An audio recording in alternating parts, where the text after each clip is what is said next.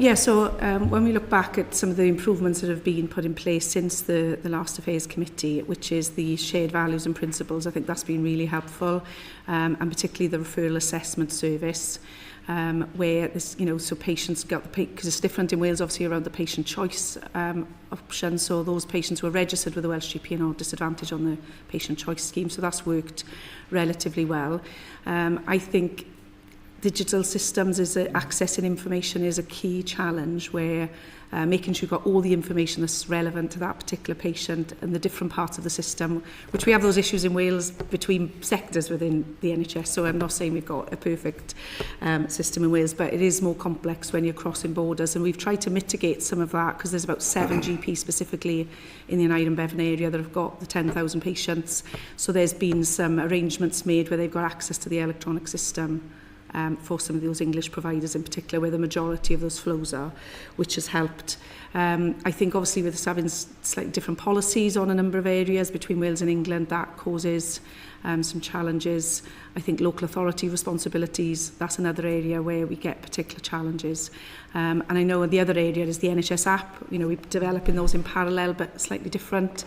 And again, those are the challenges that we continue to face, and I think it's the robust relationships we build up with the ICBs and the Health Board that help us navigate those kind of the specific individual cases, because they won't be, there's not huge amounts of those in terms of some of the more complex cases, but I think we've managed to mitigate a number of the issues that are common to all around some of that access to information, but that continues to be the area where we need to continue to try to improve. Thank you. Dr. Day, is there anything you want to add to that?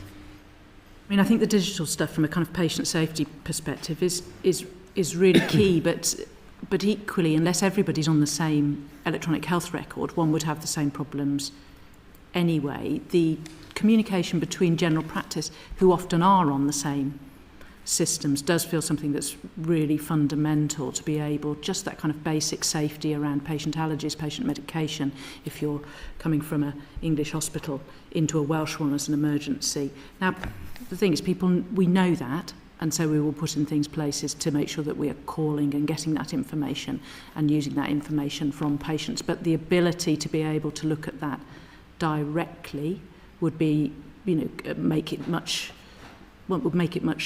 easier and safer, particularly in emergency situations. I think the wider pathways that are for inter-secondary and tertiary care, whether it's commissioned by us or by the JCC, actually there's really good relationships between the clinicians on both sides. So they're established pathways that will often have shared multidisciplinary meetings held locally with the kind of secondary and tertiary clinicians joining in. So they're very well set up and flowing reasonably backwards and forwards based on relationships between clinicians and basic networked pathways. And so it works to that effect because you've got those relationships that are working. The key then is to make sure that the patient is not is equally caught in that relationship and making sure that they're safely transferred backwards and forwards and know who to contact for which element. But when the pathways are relatively well set up like that, it is easier because it's common practice. Sure, we'll come back to communication in a minute. Let me go to Mr. Hopgood, and then I'll bring in David Chadwick. Yeah, thank you. I would echo colleagues' comments around the digital system. Often solutions are found by clinicians' workarounds to make it work. And I think the most significant issue is that patients, individuals see healthcare as one system, but across the border we have different policies, different approaches, and that is very confusing for them. They will understand that, why there may be a different approach, a different procedure for the same condition, whether you be in Wales or England. David Chadwick, please. Thank you, Chair. Dr. Day, you mentioned the importance of having people manage those pathways and the relationships that exist on both sides of them. I was wondering, please could you just spell out a bit more what that means and some examples of how that benefits patients to have those well-established relationships managed by people who presumably know each other? No, certainly. So, for instance, one of our pathways for preterm birth would be out through to Wirral. So for babies, kind of less than 26 weeks, we would go across to Wirral with that communication. So all the maternity units will know that that is the pathway that you would use if you've got a mother in that situation. Backwards and forwards, you've got relationships associated with that backwards and forwards. The cancer pathways, although we've now obviously we've got a North Wales Cancer Centre, which we've had for 25 years now, the pathways into Clatterbridge or the Christies are well, the MDTs will be discussed. If we can't give the treatment locally, we'll have input from the specialists into our local discussions, and then there'll be a joined up discussion as to whether the patient can be managed locally or needs to go across to one of our partner, be that the Clatterbridge or be that into Liverpool for hepatobiliary surgery, etc. So that, and into the Walton again, which we have lots of links across for neurology. So those links into joined up working, then we will always try, obviously, and keep the patient as local as we can, but accept that on some occasions, for the patient to get the best outcome, they will need to travel to see other people, and that's been standard in North Wales, of course, for many years. We can bring in Anne Davis, please. Thank you. It's interesting about your comments on how things work differently digitally between England and Wales, because this came up in the prison report that we worked on. And it seemed incredible to me, actually, that here we are in 2026 and we haven't sorted this out yet. You know, this should have been sorted out 25 years ago, really, that wherever you were from, whether you lived in England or whether you lived in Wales, that digital information could flow seamlessly across the UK, really. But we'll park that for now. Can I ask Pete Hopgood, please? Can you describe the process of referring someone across the border for healthcare? Because Powys has obviously got the largest border between England and Wales here. So can you describe how it works for you? Apart from cancer care now, because that's obviously there's different pathways for in terms of the care. referral from primary care into secondary care, yes. how that then is Say triaged. if I went to the GP in Llandrindod, and I needed to go to hospital in Hereford or Oswestry or wherever, how does it work? Okay, so the relevant individual's GP would make a referral to the relevant hospital. That will depend on the pathway. What we do have in Powys, as you rightly say, is a challenging geographical arrangement. So depending on where you live will depend on the pathway that you follow, whether that be in the north of Powys or the south of Powys. And that may mean that you're referred to a Welsh provider or an English provider. And that would depend on the relevant pathway. That referral is made. That referral is then accepted by the relevant provider, and then triaged and assessed and then placed onto the relevant list to be seen. Okay, so moving on from that then, if my nearest hospital, perhaps Llandrindod Wells wasn't the best example, say if I lived in one of the villages closer to England, and my nearest hospital was in England. So how do you decide then? Do you go to the nearest hospital? Do you go to the nearest specialist hospital? Because the nearest hospital might not be the best place to send me. Yes. So we have a myriad of contracting arrangements with our relevant providers, and each of those will have a recognised pathway for each part of Powys, and that pathway will dictate where that patient goes, and that will be to receive that best service. But clearly in Powys, travel distance is a challenge. It matters importantly to individuals, and those distance travel can be significant depending on where they may live, and I think that's the point you're referring to. Yeah. So where would you normally send, which hospitals in England would you normally refer to? Because, and when would you refer, say, down to Cardiff? You know, where is your cut-off within the whole of Powys, which is huge? Where do you cut off people as to taking them across the border or down south or even up to Kloer, for example, which would be in Betsi? So if you're quite right. So if you look around Powys, our main English providers are Shrewsbury and Telford and Vale. We also have a significant contract with Robert Jones Sagnarsant in terms of orthopaedics.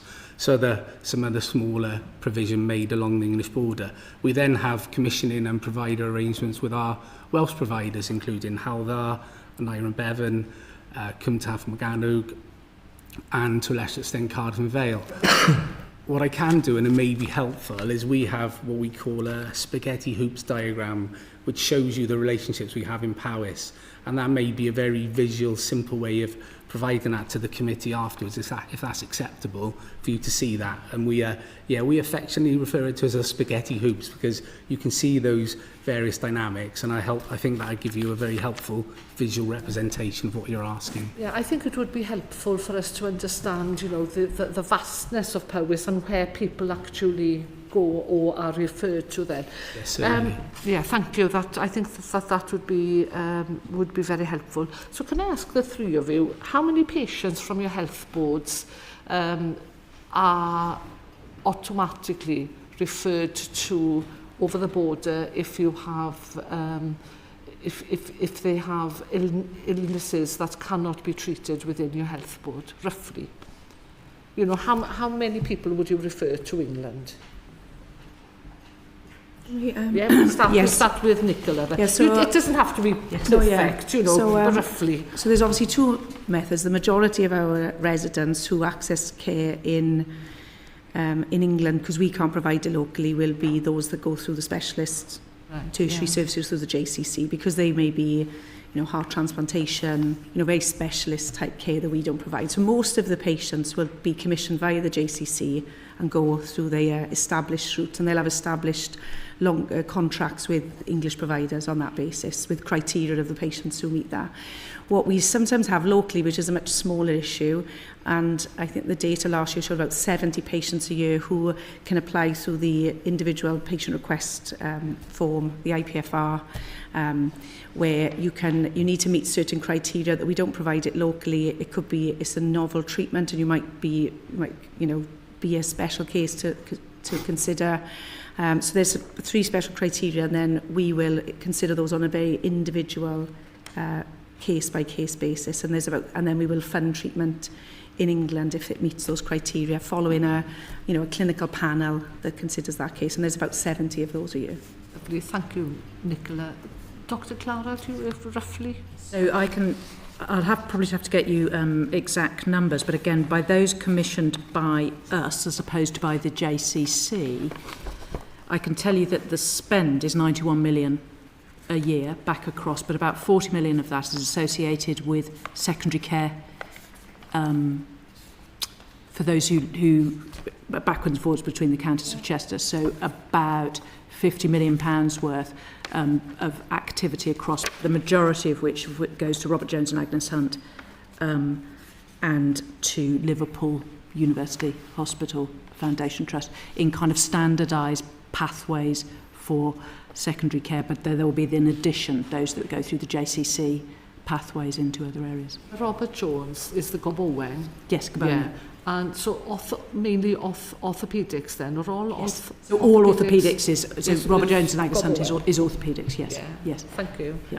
And I think if you have figures... We can get you figures. That would be really helpful, because obviously that, whilst you're talking in finance, we are talking in people, so it would be really helpful. I apologise for that, because as a doctor officer, I will always talk in people, so I will get those numbers to you. Yeah. Thank you. Thank you. Yeah, to give you the absolute detail on the numbers, whether it be an inpatient, emergency, outpatient, etc., I'd have to do that outside of the committee, but our spend is circa 40 million with our NHSE providers, 40-50 million. Thank you, but to have the people numbers would be fab as well. Thank you. Can I just, last question? And obviously the spaghetti diagram would be really helpful as well. Yeah, sure, and with that we can give an indication of numbers in the relevant part of that diagram, which will be helpful. Thank you. And my last question from me is, are these figures reported within your waiting list statistics to the Welsh Government? You know, even though they're treated in England, are they included within your Welsh Government figures, or are they parked, you know, as being treated across the border? I'll start with we generally report waiting lists as a provider. So for those people we are planning to treat in our organisation, is what we have to report on as a health board. Obviously the relevant provider trust in England would be reporting on our Welsh patients that are there. Okay, albeit we will monitor through our contract arrangements what patients are, waiting for. So we would have oversight, but they wouldn't be in our numbers. Yeah, that's really interesting then, because Welsh Government waiting list figures are then not accurate, are they really? Just double checking. But that's, but I don't know how, perhaps Dr. Clara, I'm relatively new to Wales still as well, so I'm just working that through. I think that some of ours are reported, but are separated out into these are, the weights, particularly the very long weights. You then say, but that might be an English waiter or something. But again, we can get you more information specifically. But the very long waiters are less likely to be going across. But we'll get the numbers for you and exactly how that's measured, if that's helpful. Lovely, thank you. Yeah. So as a mainly commissioner, we report our provider performance in terms of waiting list, and as a commissioner, our waiting list against our providers. So we do report both. Good, thank you. But having the extra information in writing would be fantastic. If I could just come back, so I think from a Welsh Government perspective, when they report their waiting list, they will probably have each health board and then add in waiting lists with other providers. So I think they will be included in their numbers, but as a provider, we will report those on our current waiting list. So I think the overall Welsh numbers will be correct, but I know there sometimes would be a separate line of patients waiting in other organisations. So, but I'm not. Yeah, we can clarify that separately. Okay. Before we bring in Henry Tufnell, let me bring in David Chadwick. Yes, following up something, Pete, that you mentioned obviously Powys' reliance on commissioning services in England, and one of the things that must have made this more difficult, I think it was last year, was when the then Welsh Government said that the extra money it was providing for commissioning services couldn't be spent on services provided in English hospitals. So can you just spell out a bit how that shaped your decision-making on who to send where? Yeah, thank you. So I guess in simple terms, we commission our care to Welsh policy and Welsh budget. So that will include the Welsh performance targets, and that's the approach we've taken with our NHSE providers on a last year and on a this year basis. Okay, thank you very much. I'm going to move on now to Henry Tufnell, please. Thank you, Chair. You started by referring to, I think, a statement of values and principles that you said had been helpful in terms of improving the patient experience. I think I'm just going to read out two of those principles now. So first is, both countries will act in the best interests of patients at all times, and there will be no delay in accessing healthcare services whilst commissioning responsibilities are clarified. The second is, the overriding principle of this statement is that no treatment will be refused or delayed due to uncertainty or ambiguity as to which body is responsible for funding an individual's healthcare provision. So, having got a bit more clarity about what we're actually referring to, do you think you're actually meeting the needs of your patients in the context of those two principles and statements that I've just read out? So, I think we absolutely stand by those principles, and they're particularly relevant when there sometimes can be a complex case where it isn't as clear around maybe their very original residence, and maybe they've moved along. They could be in in different residential places at different times, and therefore when a placement is made, there sometimes can be a lack of clarity about who actually is responsible for commissioning, funding a placement, and we absolutely operate with, one of us will take a position or we'll do something together, and and we'll work that out later. And sometimes it could be we sometimes can go into dispute at a later point about who was responsible to pay, but none of that would have delayed the treatment or the placement of that individual. So I think we are absolutely making sure that patients are at the heart of this, and patients are not delayed knowingly while we decide who's responsible for their care or funding. So it's particularly relevant. I think on a day-to-day basis it's fairly clear. I don't think there's any ambiguity, but it can become ambiguous in quite specific complex cases that need a lot more time and maybe need legal advice and those type of things. And at that point we will take a position, and one of us or between us we will share they have had a case recently, not necessarily across border, but where we've taken a position and we've split the cost until we've bottomed out the exact legal position. But make sure that patient is not delayed in any way and their care is appropriate as quickly as is needed. Do you think those values and principles should be legally binding? Yeah, they could be, but I think we operate them anyway. I think we accept it. As a chief executive, I will take a risk on a funding if it means making sure that patient is not delayed. As I said, I've got cases quite fresh in my mind recently, which was between 2 health boards in Wales, and we took a position together, and we sorted that later, but priority was the placement of the individual to make sure they got the right care. So whether that was legally binding or not wouldn't have changed the position we took as organisations. I would completely uphold those values, and as a registrant from the GMC, I obviously have professional responsibilities equally to make sure that people are treated, for their best interest. And as Nicola says, most of this is down very standardised pathways. There are occasions, and I haven't seen it in our own health board, but where I've been before, some complexities, particularly over patients in the mental health arena as to where they live, where their GP is, where they've presented, can be tricky, but I've seen again and again people just working together to make sure that the patient is kept at the centre of it, and then we work out those elements around the edges of it.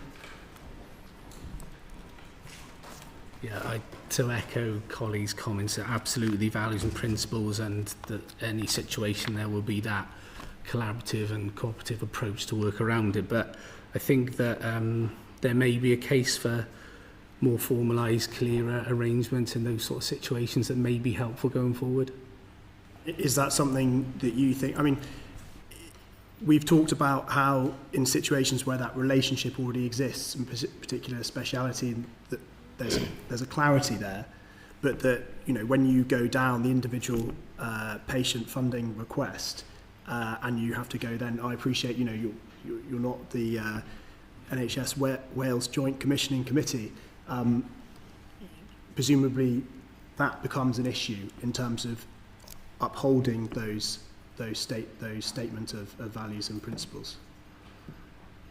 I mean, the reason why I bring that up is because we've had evidence from this to this committee saying that those funding requests, I think, take hours and hours to do, and when IPFRs have come into play, there have been difficulties with trying to access services.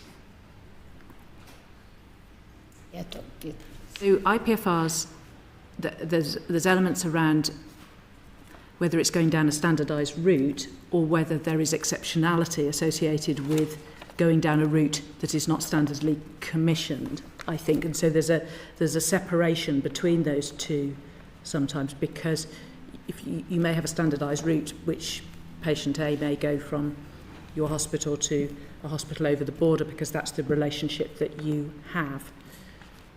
If that patient for some reason does not go down that standardised commissioned route, but it would feel that clinically it might be better for them to go somewhere else, or there may be an issue of the patient or people feeling that they might want to go down somewhere different associated with that, then that becomes that IPFR route. But I think, but certainly for us in North Wales, that you wouldn't standardly be using an IPFR just to access healthcare across the border. It would be associated with exceptionality. And yes, there is then paperwork associated with that to make sure that you're proving exceptionality as well. You're suggesting that in terms of the percentage of the cases that you handle, those established relationships you have, that's sort of 90-95%, and the reality is those ones that we had reference of cancer pathways, preterm birth in Wales, for example. Outside of that, it's a very small percentage of the total caseload that you deal with. For us in North Wales, the percentage that we go down an IPFR route is very, very small, because you have established routes of commissioning of services across in that direction. It is certainly not something that would be done on every occasion in any way whatsoever, only on rare occasions. Is that the same experience in? Yeah, absolutely. Are you able to put a figure on it? I think, as I mentioned, the IPFR, there is, I think the maximum requests that go through our own local panel is 1,000 a year, of many of which are not accepted because we'll offer the service locally. Sometimes people will put a request through because they want to be treated quicker somewhere else. But none of those delays in the IPFR are generally because we're not accepting commission responsibility or there's a funding issue.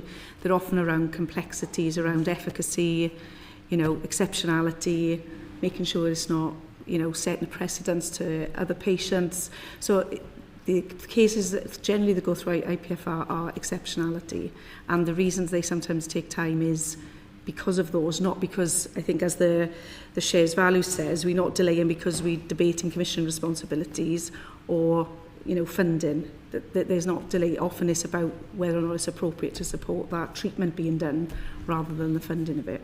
So I think it's different, but and all of them will be sometimes if we see a theme, particularly this is relevant in the JCC, because for us as a health board, in the context of all of our work, it is very small. We've got a very small team that look at these because they are, there's not many cases. But particularly through the JCC, if you see a theme of particular treatment coming through that we then consistently approve, then you recognise this is a more common treatment and we now need to make it an established pathway. And then we will often put a contractual arrangement in place, say with Bristol, if that's where the treatment is offered, and we will then set up a contractual arrangement to say, we think there's 50 patients a year that meets the requirement for this treatment, and we'll put it through an established pathway so you don't have to go through an IPFR anymore. So where we see then something like that developing, we will try to make that core business. And my final question, Jack, can I ask the relationship with the JCC? How do you find that? I mean, it sounds from what you're saying that you try your level best to avoid them in terms of the IP, that you create those established pathways, and that works better than going through.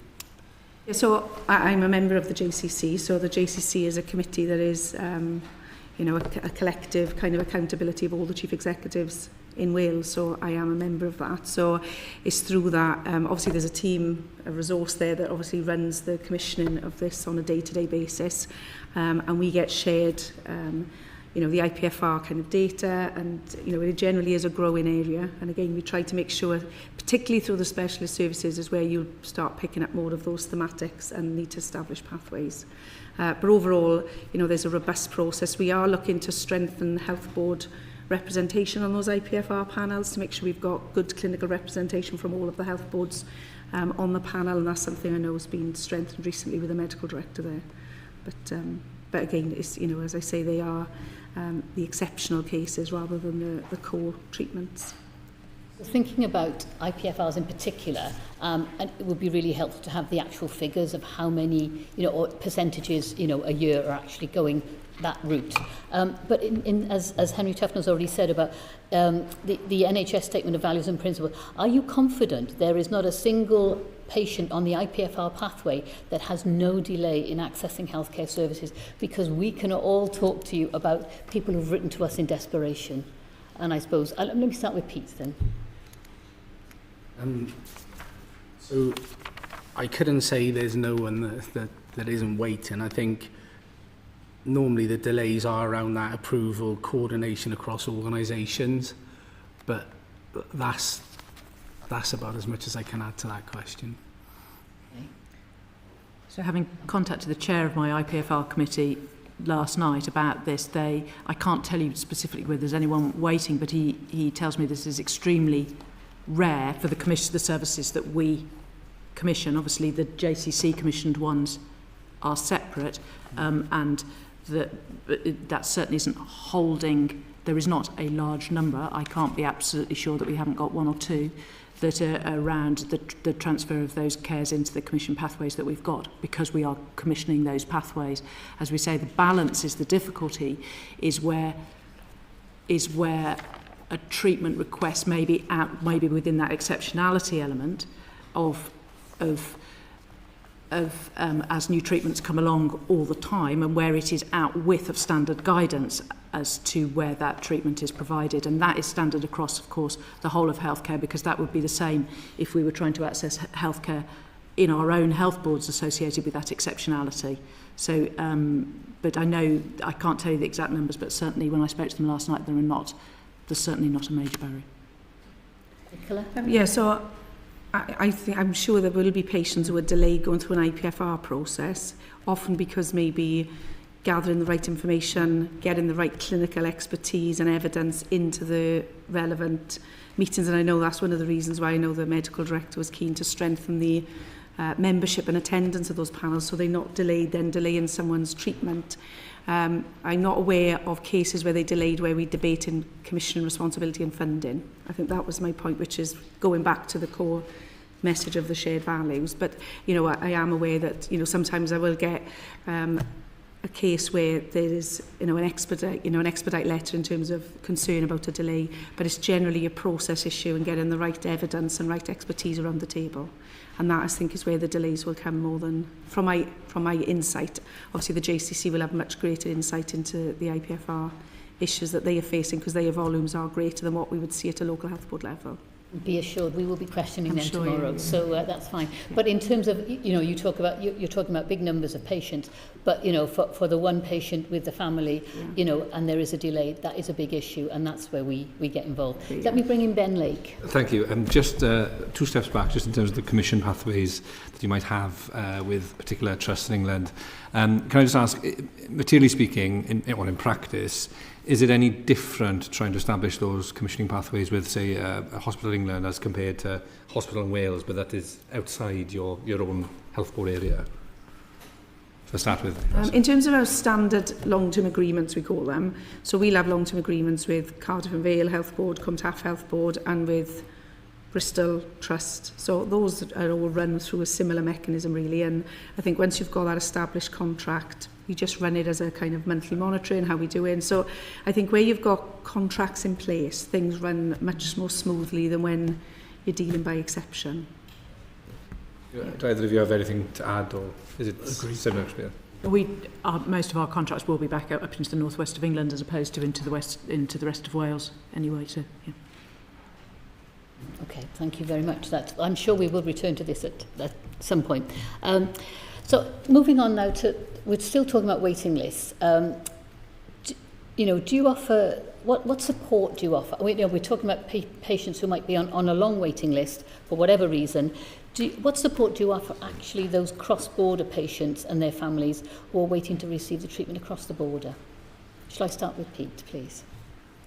So we have care coordinators, people who can liaise with those individuals just to check in how they are, where they are, let them know where they are on the pathway. So there's that regular dialogue, and of course if an individual's situation may deteriorate, that would lead to them being reassessed in terms of their place in terms of waiting for treatment. Thank you. Clara, please. Again, because we've got kind of established, I suppose you would call them network pathways if you were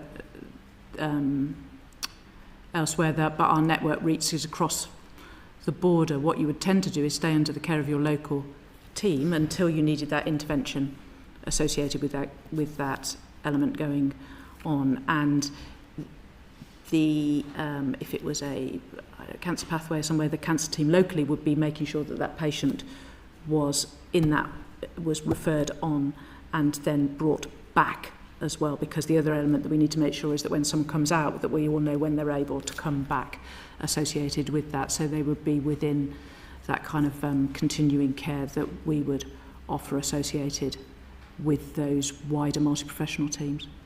And I suppose thinking about people who are travelling daily or, on a regular basis for treatment across to England.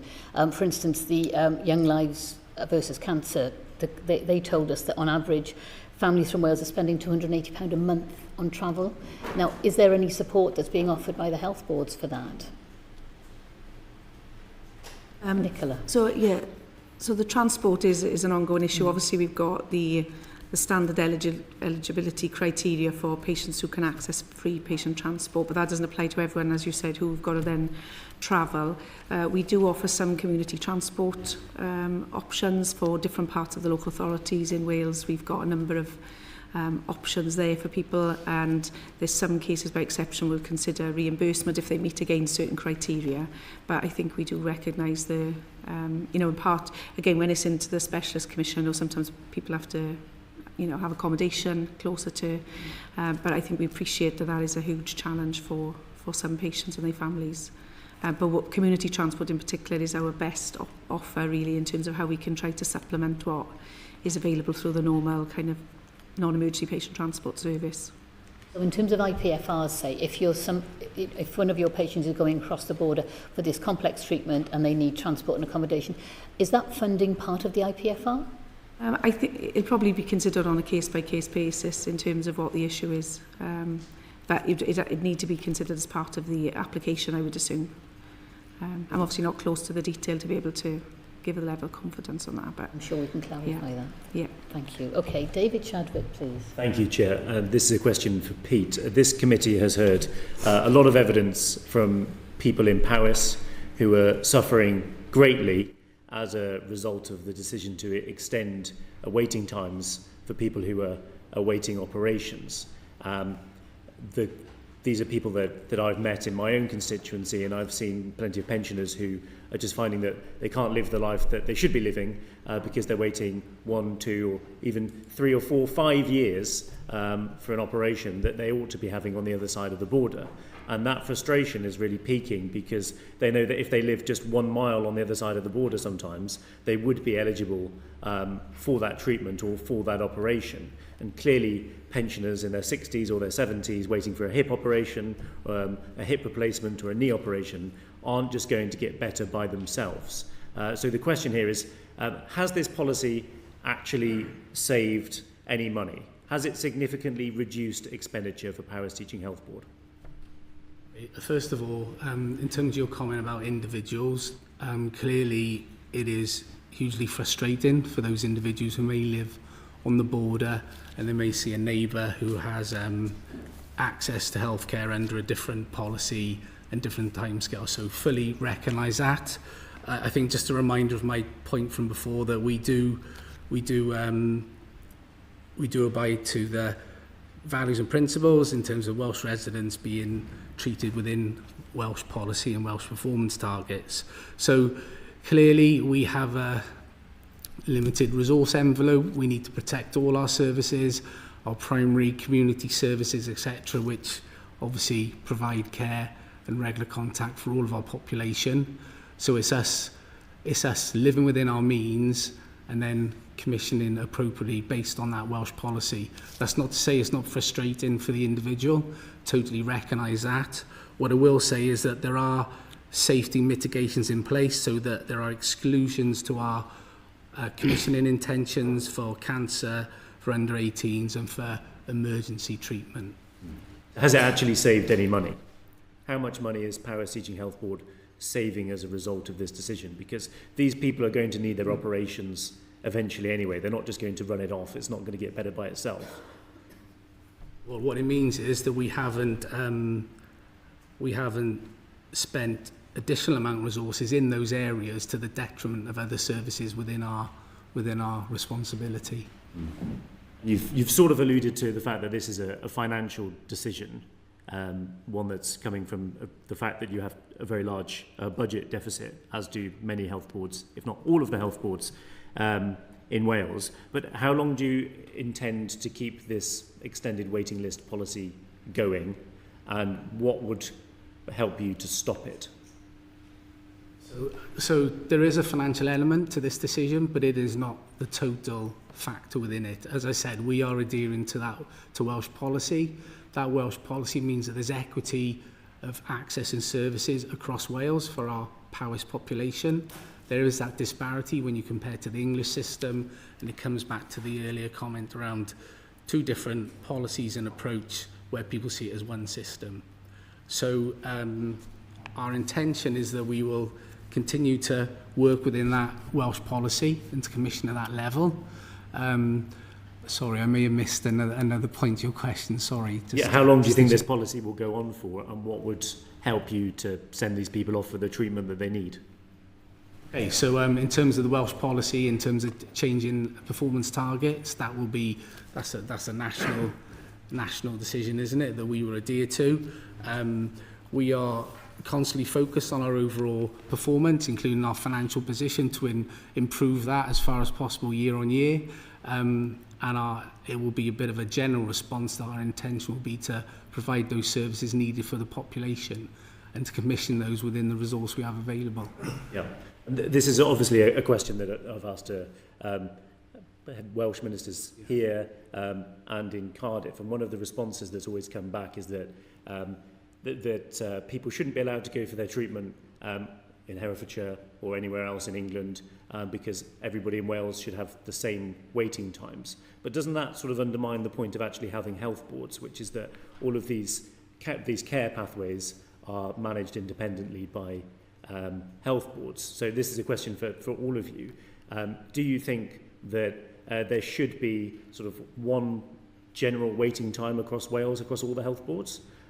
Or should it be the case that different health boards can manage to process their own patients quicker if they've got the facilities available to do so? Want me to answer, give Pete? Yeah. So obviously the Welsh Government set ministerial targets and priorities, for some of the waiting times. And that's what we work to achieve, and usually it's a maximum waiting time. So it doesn't mean to say, make sure everyone's waiting 52 weeks or whatever for an outpatient. You try to be as low as possible. And we already have a level of disparity between us based on our local positions. Right. So, but one of the things we've been trying to do on the regional planning, so in South East we work with Morgannwg and Cardiff and Vale, and obviously Powys patients will be attending that, is to try to make sure we balance out any inequity between us. So we recently did a huge piece of work on regional cataracts, because all of us had a challenge with cataract patients waiting more than 2 years, but some were in a slightly better position than others. The numbers of people on the waiting list, say in Cardiff, was less than what they were in Morgannwg. So we, as a region, we secured some additional funding, we commissioned additional activity to try to get every health board in Wales to the same place. So whilst naturally when you've got your own kind of organisation, your own capacity, you'll have workforce challenges, whether that's sickness or estate constraints, there'll always be a level of variation. But what we're ultimately trying to get to is everyone in Wales gets an equal kind of service offered to them in terms of the waiting list.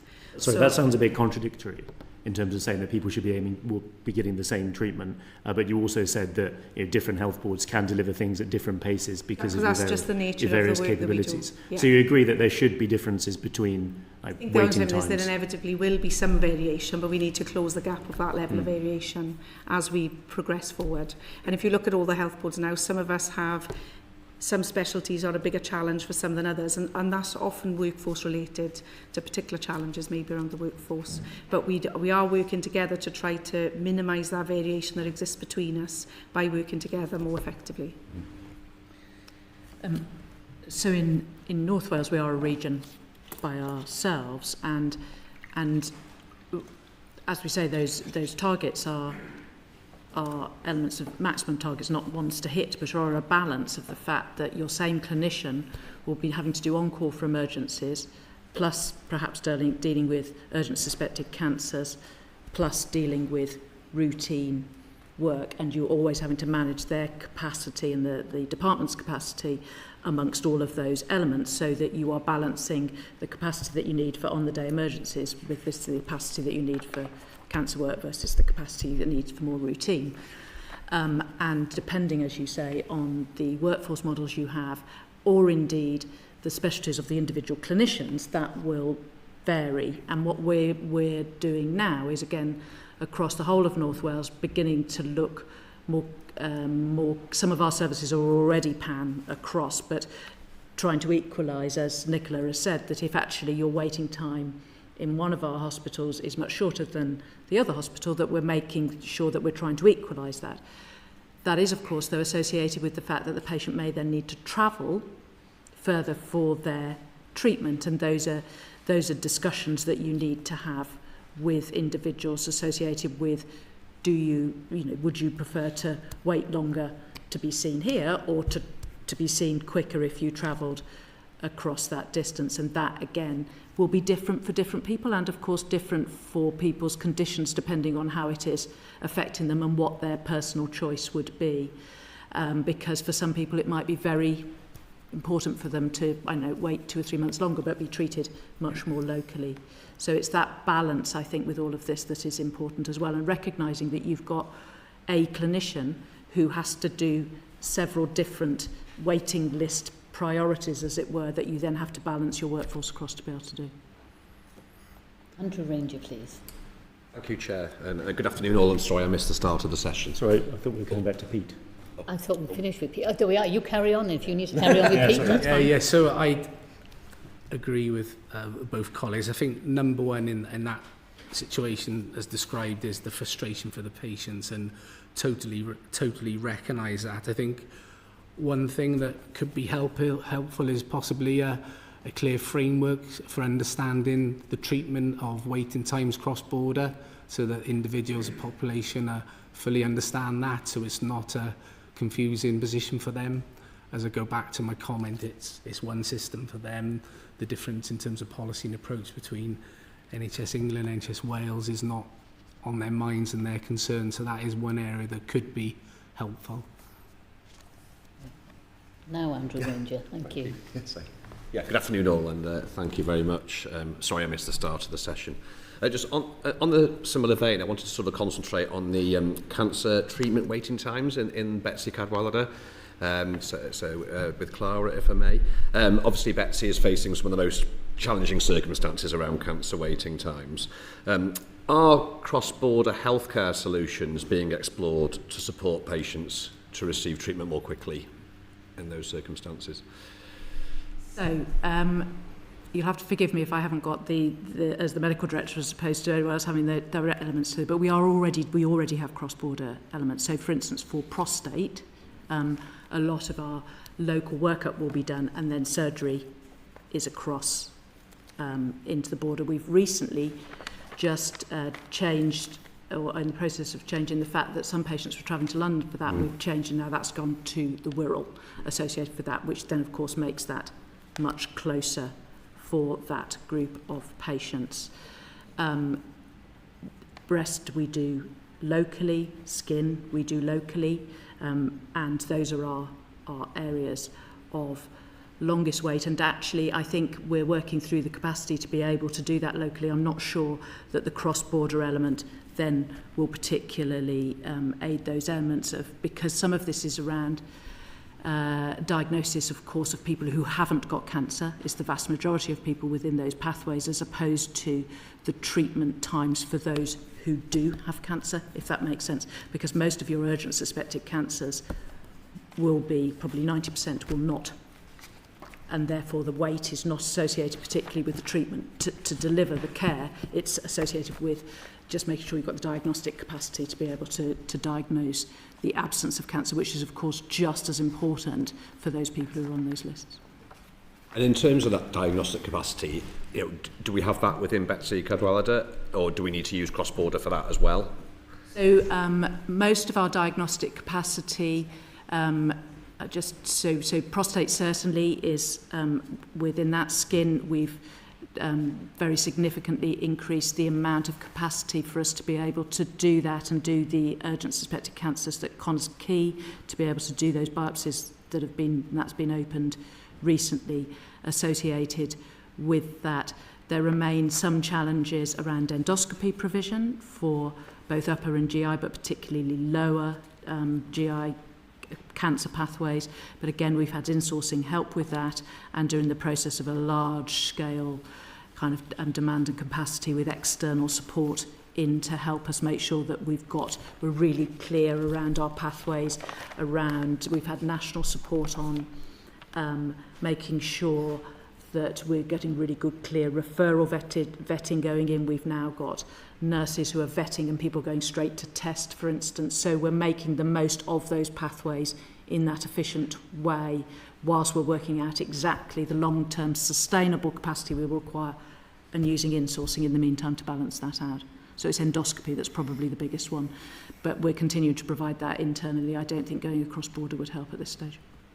So with that, so it's really good to hear about the, and particularly I spoke to in Wrexham, I'm the MP for Wrexham in that area, there's the prostate group there, yes, who are a really well organised group, and they were telling me about their trips down to London and just the sheer cost and the, someone who's had treatment come back in a taxi on their own, from London, which is, so actually that, it's really pleasing to hear that news of, using up the Wirral, Clatterbridge and places like that. But, I know it's hard to predict, but from what you've just spoken about, how fast are those cancer waiting times going to drop?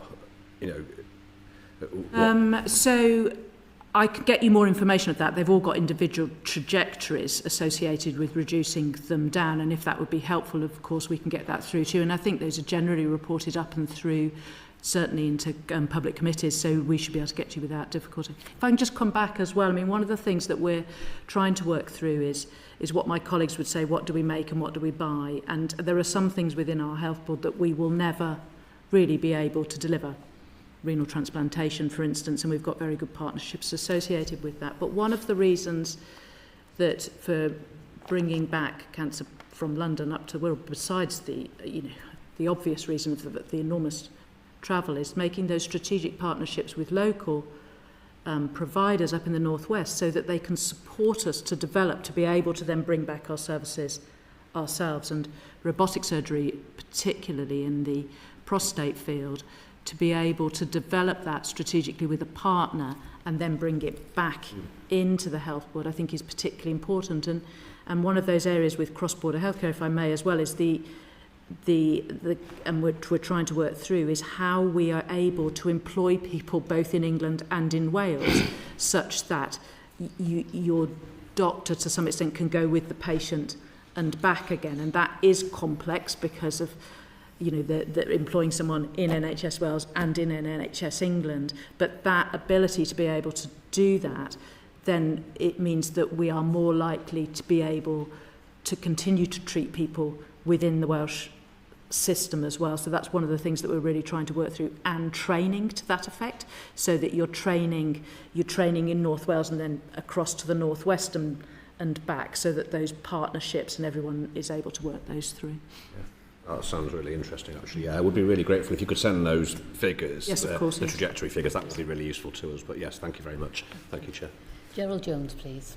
Thank you, Chair. I'd like to ask a few questions around delayed transfers and delayed discharge. Obviously, we know that that's an issue in most places without the added complexity of cross-border. But the process for discharging patients differs between England and Wales. But for a Welsh patient being discharged, receiving treatment in England, there are extra steps that are required before they can be discharged.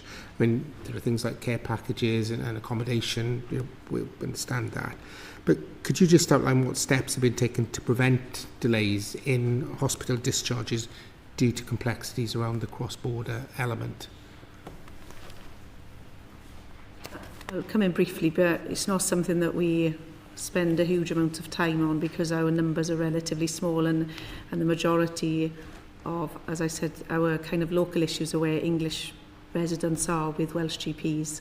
So obviously if they often they receive their secondary care in the hospitals. If there are examples where they're in our hospitals and then we're looking for a discharge, as I said, that there's slightly different rules in England as well around the social care charge, so they've often got more incentives to get the patient home, but it's not an issue that we've particularly had a major challenge with. And when we do on an individual case, we've worked really closely with the ICBs and they've helped navigate our way through that.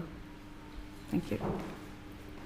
Yeah, if I can come in. So yes, it is a very real challenge. Again, that difference in policies, procedures, approach can lead to delays and frustration. I think one of the things that does help is having those we have discharge liaison people based in the actual NHSE providers in Shrewsbury and Telford, in Vale, so they're there to help support the individuals, to help them to make the necessary arrangements to enable them to get access to care, the packages they require.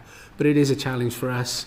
Again, it comes down to collaborative working with our local authority colleagues, the relevant English provider, to work through that, to make sure it's done on as a timely basis as possible, but it remains a challenging area for us.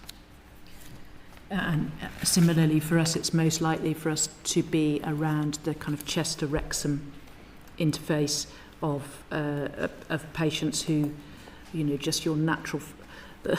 The border not being a kind of brick wall means that people will flow backwards and forwards associated with natural flows associated in that area. We know that we have a problem where people are in hospital for longer than they need to be medically associated to be discharged from into social care, be that placements, you know, beyond placements or going home with support in our hospitals on the Welsh side. And equally, that's likely to be the case for our patients coming out of Chester. We will, of course, always try to, if appropriate, repatriate them into the community elements to at least then be able to have them with us within that kind of local authority boundaries if we can, to be able to do that. But there's very close working across that border to be able to facilitate that, because that is, you know, one of the kind of standards of backwards and forwards of flow associated with that. For those who go across the northwest, that tends to be less of a problem, and certainly it is from occasion we are contacted directly either by the providers or the ICBs associated with those elements to be able to bring people back into closer in that regard. Would there be anybody, because obviously it's there are delays in discharge across the board, but would there be anybody specifically looking at the added complications around the cross-border stuff, or are they all dealt with, you know, the same really, whether the patients are in Wales or whether they're receiving their treatment in England? I can't tell you specifically, but I can get you information specifically as to whether we have anybody specifically looking at patients in the county of Chester, for instance. I can certainly get you more information back associated with that. That would be helpful, thanks. With delays, the committee's heard about patients experiencing delays in cross-border tests or treatments due to uncertainty from health boards around responsibility for funding. Could you sort of give some information about the specific barriers that exist between the Welsh local health boards and the English NHS bodies around those delays? Would you like?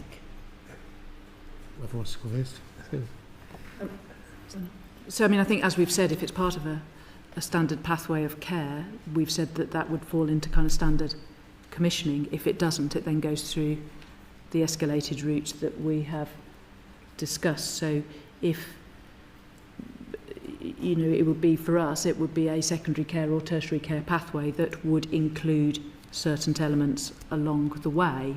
So if it falls within that pathway, it wouldn't feel that we would have to discuss who's responsible for that. It's when there's exceptionality associated with those that becomes slightly more tricky. So I don't...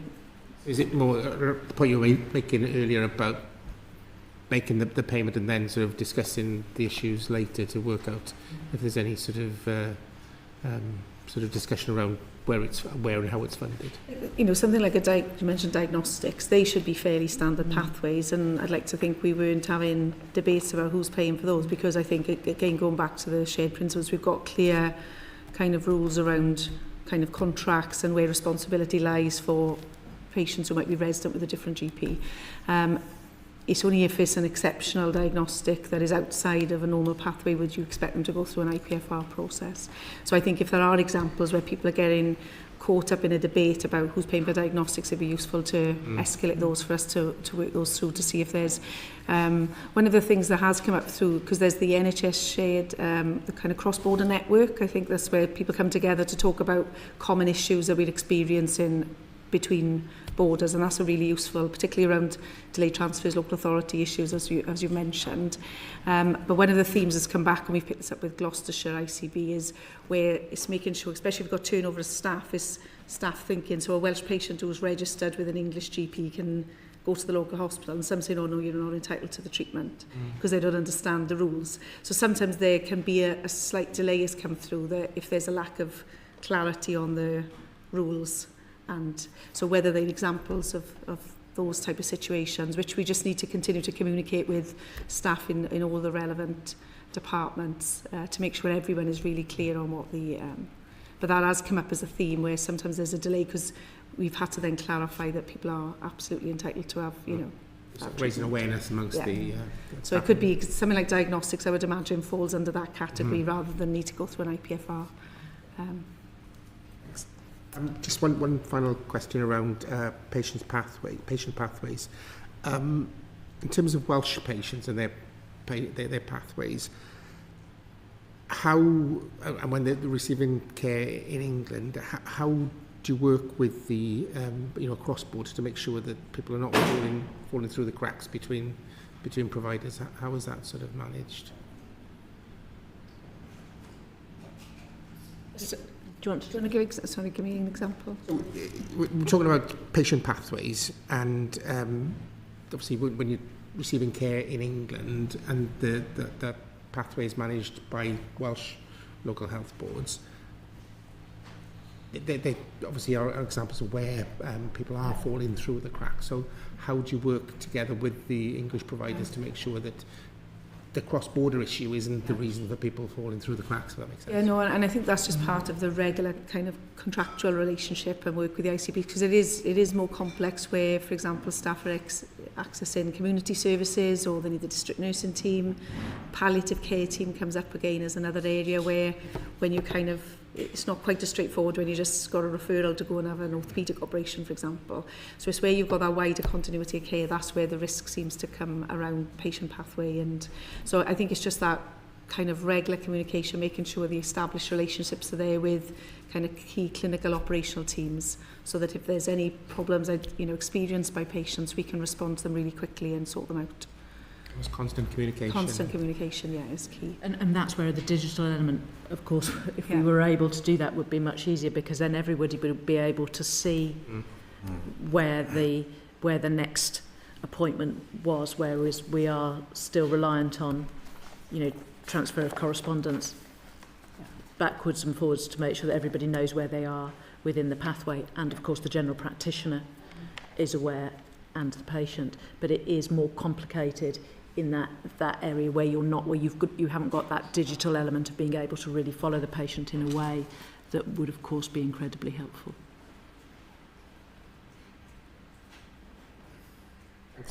Let's move on to Ben Lake.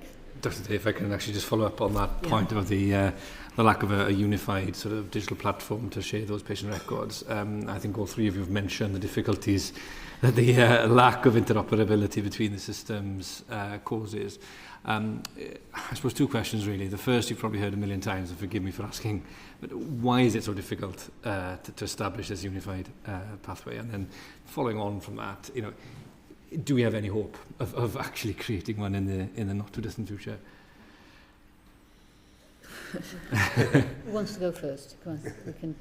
I'll have a go if you like. I think this is a fundamental thing. I don't think equally that I would challenge that within England we're able to do that particularly anyway. But if an electronic health record or an electronic, nobody has the same one. Obviously in the upcoming changes in the NHS England, in the NHS bill in England, there's that discussion about unifying the kind of single patient record.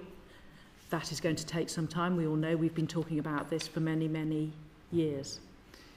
There are plans for Wales to have a unified electronic patient record that would then mean communication in and out of Wales could be done in one way. There are, of course, general practice are their own data controllers, and that's, again, that's not unreasonable. If you talk to the public about sharing of data, there's always that balance between being able to share data and not being able to share data because of patient privacy issues. So that balance between who's the data controller, patient privacy, and the fact that we don't have one unified digital infrastructure, even either in Wales or in England, makes this complicated. What you then, of course, is to try and communicate between, and this is where I get technically kind of get to the point where I can't speak any longer, but there are ways, of course, that we know you can communicate. But when you've got to communicate individually between lots of different systems, that, of course, becomes complicated and, not ideal to be able to do. So it is something for me as a doctor, that ability to be able to transfer patient information backwards and forwards seamlessly from a patient safety perspective feels vital. The obvious way to start to do this is through the NHS app, so that at least patients can share their information with you as a healthcare profession, and that feels a way to do it, but I'm not entirely sure that the NHS app is going to be the same in both countries either. But it's a very good question as to why it can't happen. And thank you, that's very, very useful. And just a quick follow-up, if I may. Has it been possible, or do we have a rough idea of the amount of duplication of tests or delayed prescriptions that the lack of a unified framework or digital system causes? I mean, I know that's a very difficult question perhaps to ask, but do we have any sort of feeling as to how much of a problem or how many problems this is causing? It's very difficult to be very specific associated with that. But for instance, if you were doing basic blood tests, you would try and transfer those tests across to people. But it's likely that with a basic blood test, you're likely to repeat that because you have it on your system. If you've got imaging actually you can transfer backwards and forwards through PACS systems. Sharing of images is much more straightforward, and that's something we would routinely do across to our major trauma centre. For instance, in Stoke, you would send the images across, we would send them across to the Walton to be able to do. So image sharing is much more straightforward. The rest of it would require asking for those tests to come across, and a lot of the time down a standard pathway if you've done them. And again, if you've got local multidisciplinary processes, it would be reviewed as to what had been done, and that package would go across with the patient. Because at the moment, of course, even if I'd sat in, I come from Birmingham, if I'd was working in Birmingham and I had patients down in Hereford, I wouldn't be able to see what they'd had done in Hereford Hospital where I was sat in Birmingham anyway. So it's the whole of the NHS that's like that. The cross-border isn't that different to that regard. Across health board area as well. It's across health areas as a whole. Do you have anything to add to that? I was just going to reinforce one. I think we've got a lot of work to do within Wales to get a more consistent digital offer. So I think that's where we'll be proud, is the data sharing, as we said, in terms of seeing the whole picture is a challenge for us now locally within Wales. But I know some of the areas have been looked at is a shared summary record, so like a read-only shared summary record for those cross-border patients would be really helpful. And I think also that NHS app that we are starting to increase its usage in Wales, and I think NHS England have got further ahead. People got access to their own record, and I think trying to get that greater aligned, as we said, it would be a key priority, I think, in terms of helping those cross-border issues in the meantime while we tackle the wider digital challenges of health. Thank you. It's interesting that obviously you've outlined the difficulties we've got, but also we have had evidence from Estonia, which is probably the size of Wales, and they've had patient records, 100% activity and compliance with patients across the whole country for the past 10 years. Mm-hmm. So I do think we've got a long way to go on this.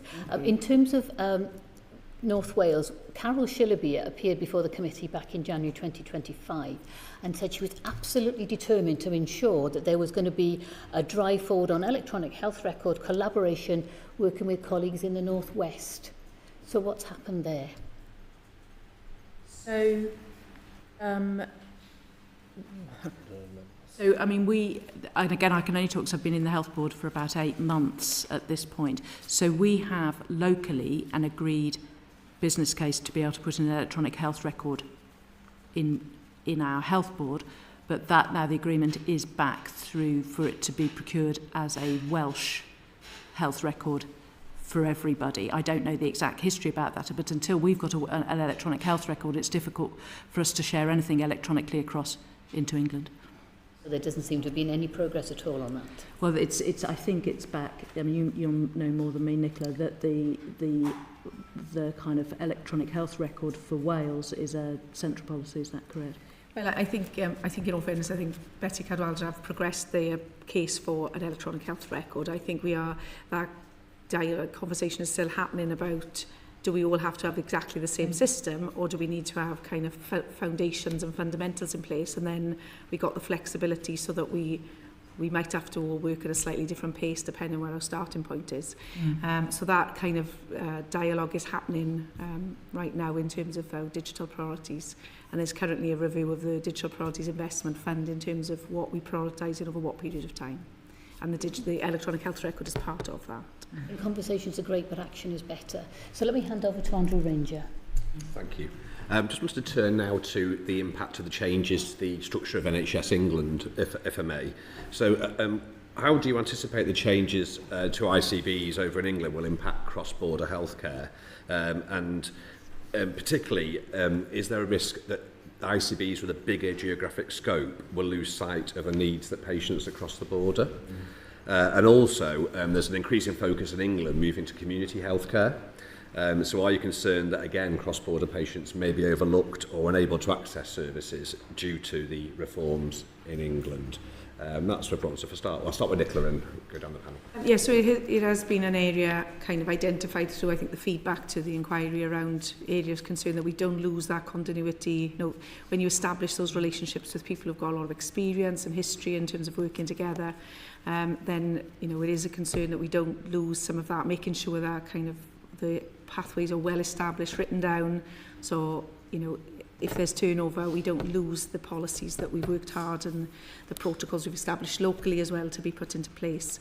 So I'd like to think the focus on community and neighbourhoods shouldn't stand in the way. In fact, could help us focus. So we're also trying to do things similar in Wales, so focus on the kind of neighbourhood-based care. So again, hopefully that could strengthen, but it's making sure we've got that infrastructure and relationship with the ICBs, and what does that look like in the new arrangements. So that's where I think the focus needs to be, to make sure we don't lose and people don't get delayed in the process while the change is happening, more than where the final point.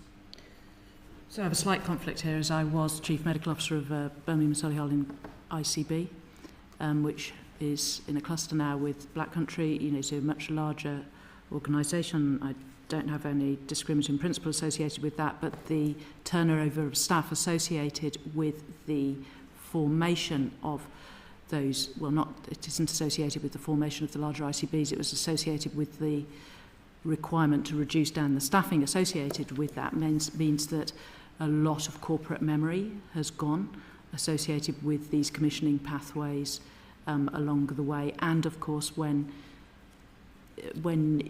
staff turnover, when people are concerned about jobs and things as well, that doesn't help progress discussions through when people are very concerned in that area. But it is for all of us our jobs, isn't it, to make sure that this doesn't have an effect on patient care and making sure that those relationships remain, because at this point those of us in Wales are likely to be the continuity of corporate memory if that changes within the ICBs during that period of time. Yeah, I don't want to repeat too much, but yeah, obviously there's uncertainty there, and I totally agree. It's about maintaining that focus on the cross-border issues, maintaining those relationships, and the concern that they may move away from that if there's other focus. So that's the number one concern. Just to add to that, is work happening to make sure that focus is being maintained while they go through their reforms? You know, probably from their side. When you're aware of that work, is that one of their key things that they're doing during their reforms and their thinking that you know of? I think also a lot of our relationships are directly with providers. So you work through the ICB with commissioning routes, but actually relationships are often direct provider to provider, certainly in my neck of the woods, so it's probably less of an issue associated with that, but I can't speak for the ICBs. Thank you. Thank you all. Thank you very much. And before I close the panel, I want to say thank you for appearing before us this afternoon. It's much appreciated in person. I just think there are a couple of issues to flag here. I mean, there appears to be a disconnect. You know, what you're telling us today is, okay, things are going along. But the evidence we've heard from individual patients and their families, there's a great disconnect between that evidence and what you're telling us today. And I suppose the lack of urgency, and not just having a go at you, but there's a lack of urgency in terms of addressing long-standing health issues across Wales, and I think that's an issue. And we look forward to receiving the information that you weren't able to provide for us today, so that would be great. Thank you very much. A couple of other things. I think the patient voice is critical in all of this, because we hear, obviously, as MPs, we hear a lot from patients about how they feel. And I think you've explained the opacity of the cross-border healthcare and the issues, and I'm amazed at your calmness with it, because I would be climbing the walls by now. But, I understand you're working with this day in, day out. So I do want to thank you for your time. I want to thank Peter Hopgood, Dr. Clara Day and Nicola Prygodzicz for appearing before us this afternoon, and I will now close the session. Order.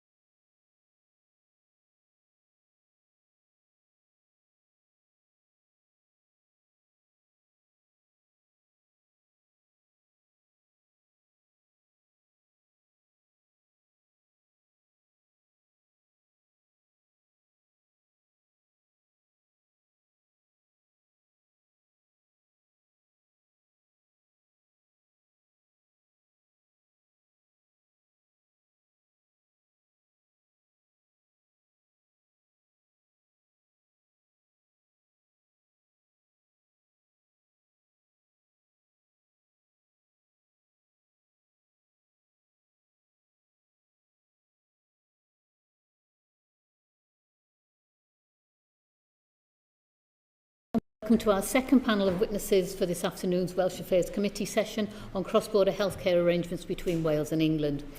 For the second half, we have 4 witnesses who are appearing before us virtually today. Thanks to the IT systems, we now have them, and hopefully they can hear us properly. So can I begin by asking you to briefly introduce yourself, say who you are and what position you hold and where your health board is. So Suzanne Rankin first, please. Oh.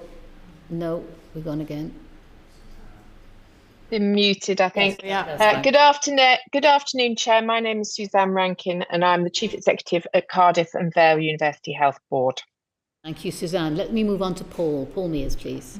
Good afternoon. I'm Paul Mears, Chief Executive of Morgannwg Health Board, covering Bridgend, RCT and Merthyr local authority areas. Thank you very much. Abigail Harris, please.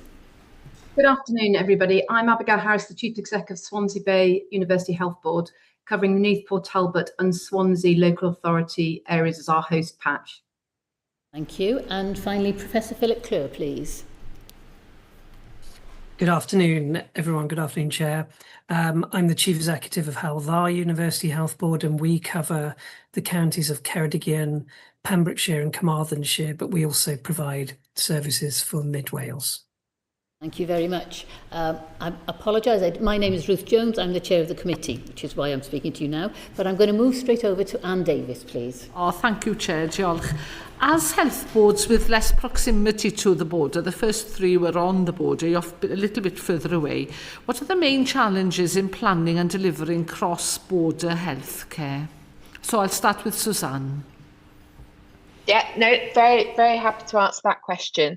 So I think the first thing I would say is that cross-border healthcare is really important in terms of delivering the full range of services to the patients that we serve, whether they be in Wales or indeed from over the border. So it's important and not exceptional, I would say. And in relation to specialist care, even more so. And I'm sure my colleagues from the more proximally located health boards on the border have described how important it is to ensure that in order to deliver specialist services in particular, but not exclusively, you need particular comprehensive skills, critical mass, infrastructure and so on, and that hasn't always been possible to generate in Wales. Sometimes the population required to provide that service isn't available in Wales in terms of scale. So we do use a lot of cross-border care, and in my organisation we're both a deliverer of care to patients from across the border as well as sending patients across the border. So for me that's about equal proportions of care that is incoming to my health board compared to care that is outgoing from patients from my health board. The main issues I would say are in relation to many of the things I'm sure you've already discussed. So we do not yet have full digital interoperability of patient care records, which of course includes imaging and other important pieces of information that are needed to provide effective and safe care. So we're often operating on paper, which is not an entirely Welsh problem by any means. And indeed, many healthcare systems have not worked in such a way up until now where interoperability of these systems has been really clearly a requirement. We're very clear in Wales that that is a future requirement. And I think ensuring that that interoperability happens right across the United Kingdom indeed would be very important and something we should all work towards. I think managing patient pathways can be very challenging, particularly where that patient pathway crosses multiple providers, or indeed the providers are delivering a mixture of what might be considered more universal and or secondary care and specialist services. And I think that does add complexity for patients. And I think what we have to think about is developing an integrated pathways of care, which we must work on as health boards in Wales together, as well as with colleagues in England, in order to ensure that whether a patient requires a particular intervention as part of a pathway or their entire pathway of care, either in Wales or in England, we've got a means of doing that collaborative work and working together. I think where clinicians have established pathways of care that are well established, clinicians and clinical teams know each other, I think the pathways are often managed more effectively, more seamlessly, may not always be completely apparent to the patient, and so patient communication and family communication is really important. But I think if it's an unusual pathway, or indeed the patient is an emergency or unplanned admission to one of our units, that can be very challenging for patients. And I've got an example of a poor patient who's been with me since the beginning of May, really looking to get that patient back to the north of England and really struggling to establish a route for the pathway of transport, and 2 ambulance services necessarily being involved, which, you know, is not good for patients. Okay, thank you. And then I think those are the three things, really. Suzanne, can I move on to somebody else? Because otherwise nobody else will have a chance to say anything, with all due respect. Paul, would you like to add something? Oh, thank you. I mean, just to add to Suzanne's point, as I described, the geography of my patch isn't coterminous with the English border, so obviously don't have so many of the issues as your colleagues you would have spoken to earlier on today. But as with other colleagues, there will always be cases where we have patients who are either on holiday or visiting relatives in the area who may be coming in from England and then need to be receiving treatment in one of our facilities.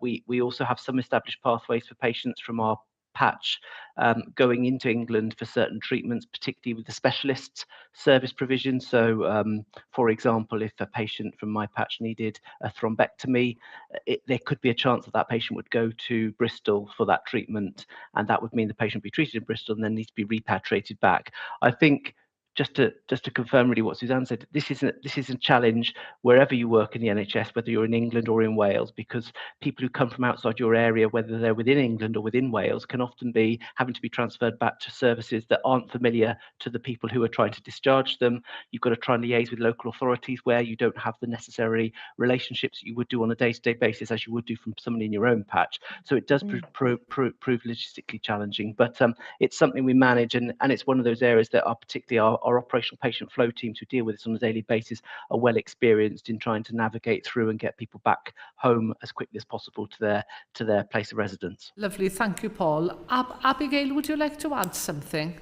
Yeah, very briefly, if I may, thank you. So from the Swansea Bay perspective, in the way that Suzanne described, we will have patients who both flow from our patch into England for 3 reasons. Either they're accessing specialist services that are commissioned from the Joint Commissioning Committee, or they might be accessing services that we are commissioning directly, and that is generally with Bristol. So we do have some pathways where we need some additional capacity. So we have in the past commissioned ophthalmology and orthopaedics where we've needed some extra capacity. And then often it's an emergency situation, a student living in Bristol in term time or somebody visiting Bristol and become unwell and needing to access services. And there are slightly different mechanisms in place for each of those scenarios. We're also a net provider, so Swansea Bay provides the Burns Centre for South West Wales and South West England for adults and the Burns Unit for paediatrics. And there, as Suzanne described, there are very clear pathways for that, where the multidisciplinary teams from one patch to another would talk together if a patient is coming to us for the specialist Burns activity. And of course, we would only want to keep a patient in our provision for the minimum amount of time. So those conversations about making sure that patients can be discharged back to their local hospital if they still need inpatient care, or back into the care of local community. And again, we have really good mechanisms for providing sort of outreach support through an outpatient arrangement, often using technology like this to keep in touch and to have multidisciplinary teams, so we can continue to provide a bit of specialist overview, but actually the majority of the care has been handed over to local individuals. So the challenges are the ones that I think Suzanne and Paul have talked about. We have similar actually between some of our health boards in terms of making sure patients get back to local services. So it's not just a cross-border issue. And similarly, we are all struggling with the same issues of not having a single complete electronic record.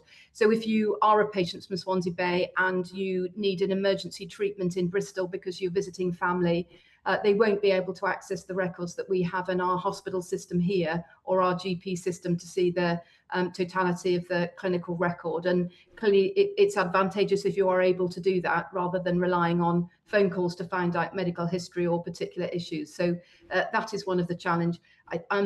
Clearly one of the things is about making sure that patients are able to get the transport they need. And I'm very aware we've had quite a lot of discussions in our health board around the impact of poverty and those communities living with the experience of poverty, making sure they're able to access the funding or provision of transport if they meet the eligibility criteria. And our feedback is that for some patients that's trickier to navigate than it should be, and that's something that we need to be strengthening in terms of our support for patients who are travelling on those pathways. Okay, thank you, Abigail. And Phil. Phil is my local chief exec. Lovely to see you here, Phil. So, is there something that you'd like to add? Deal. So, thank you. Look, I suppose I'll try to be brief. Vast majority of care is provided within our health board area. I think if it needs to be provided outside, then it's normally provided within the long-term agreements we have with all of our Welsh providers, or with the two main providers that we have in England, where we have a long-term agreement. So Agnes Hunt Hospital and Bristol. The rest of it is through the JCC, the Joint Commissioning Committee. There are very few other patients. There's 631 actually last year who went to England through our referral management process. So most of it happens locally. And I suppose the other thing to say for us is that we're in a holiday zone. So we have hundreds of thousands of people who come to our area, our beautiful area, every year. And of course, we provide services for them. But of course, our population does go elsewhere and into England. So there is that cross-border flow as well, which there are established arrangements for. I think our population, I do agree with the digital point, and that is an issue. Travel and transport, I think, is one of the biggest issues for our population, as we discussed many times with a number of you there, for our population, given our rural geography. Yeah, thank you, Phil. Thank you. Thank you very much, Anne. And I suppose we're talking today we are specifically interested about Welsh patients and their movement across the border, if you like. So if we're looking at, say, IPFRs, individual patient funding requests, do you know how many you have within your health board, say, each year? And what are they typically referred for? Shall I start with Philip Kloer, please? Yeah. Thank you, Chair. So we had 37 requests specifically in our organisation last year, and it's normally for high-cost drugs or access to high-cost medication, I should say. And there needs to be a demonstration of exceptionality. So we have a process in place that examines that. There's also and I know you're meeting the JCC tomorrow. There's also a much larger number, I think, through the JCC that are considered. Thank you. And so when you talked about the 37, are they IPFRs or are they separate to that? They are IPFRs. No, 37 were IPFRs last year. Okay, thank you for clarifying. Abigail Harris, please. Chair, apologies. I don't have the number of IPFR referrals, but I can get that for the committee. So I will supply that with you as quickly as we can. Apologies for that. No, that would be great. Thank you very much, Abigail. Paul Mears, please. Yes, Chair. Similarly to Abby, I can provide that information to you in written form. Just to be clear, is that IPFRs for requests to going for treatment in England that you're particularly wanting the information about? Yes. Yes. Okay. We can get that supplied to you. Yeah. Lovely. Thank you. And Suzanne Rankin. Yeah, no, absolutely the same, Chair. I'll need to provide that information. The JCC brief does contain detailed numbers for each of the health boards, so I was just looking for that. But the vast majority will have been put through the JCC, but as you are clearly aware, there's one or two that come through the individual health boards, or a smaller number. So happy to provide that. Okay, thank you very much. It'd be good to have that.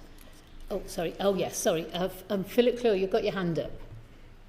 I do. I hope that's okay. I wasn't sure whether that's convention. Right. It's okay for this. The 37 are IPFR requests. There are 631 patients last year from Hywel who went across to England outside the JCC process and outside our long-term agreements with with Agnes Hunt Hospital and Bristol. So there are more. So it's that's quite a lot of people, but I mean, for our population, we serve nearly 400,000. Can I just probe a bit more deeply there? If those 600 plus, how are they going and why are they going across to England then? So in our health board, we have a referral management process for when clinicians think that there's a patient who needs something outside the normal pathways that we have in place. So we don't use the referral management process where we have long-term agreements, as we do with all of our Welsh health boards, or with the Bristol Trust or Agnes Hunt, because those are all in place. We don't use them, of course, for the JCC because that's specialist commissioning, and we have a process through the JCC for that. These are patients where clinicians identify a need that they believe could be met in England at a provider in England. And we have a process which we run internally to oversee where those patients go, to make sure it's the referral makes sense, that actually it couldn't be provided locally or within one of our providers that we have a long-term agreement with, that it's care that's going to be of high quality and meet the standards. It's the same. It's run by the same people who run our IPFR process. So, but it's a different process because the IPFR is demonstrating a specific exceptionality criteria, whereas our prior approval process is demonstrating that it couldn't be provided within our current agreements or through the JCC, if that makes sense. Yeah, and so that's an added strand. So effectively, you've got 3 strands then. You've got your long-term pathways, your IPFRs, and your others then. That's interesting because I'm not sure I was aware of that. Let me ask the question then, how well do you think the referral processes are working? In terms of making sure patients get to where they need as quickly as possible without any delays. Shall I talk to Paul Mears first, please? Yeah, thank you, Chair. And I mean, obviously, the important priority is where a clinician in one of our organisations determines that somebody needs to go to a specialist service elsewhere or be referred on to a treatment in a different provider in England. Clearly, the most important thing is that for the patient, we get that patient there as quickly as possible. Now, having said that, there's also the need to make sure that that treatment is appropriately funded and that our teams are aware of that. So as Phil's just described, similarly, we would have a process for making sure that where those sorts of things happen, there is a process for an internal sign-off for that to happen.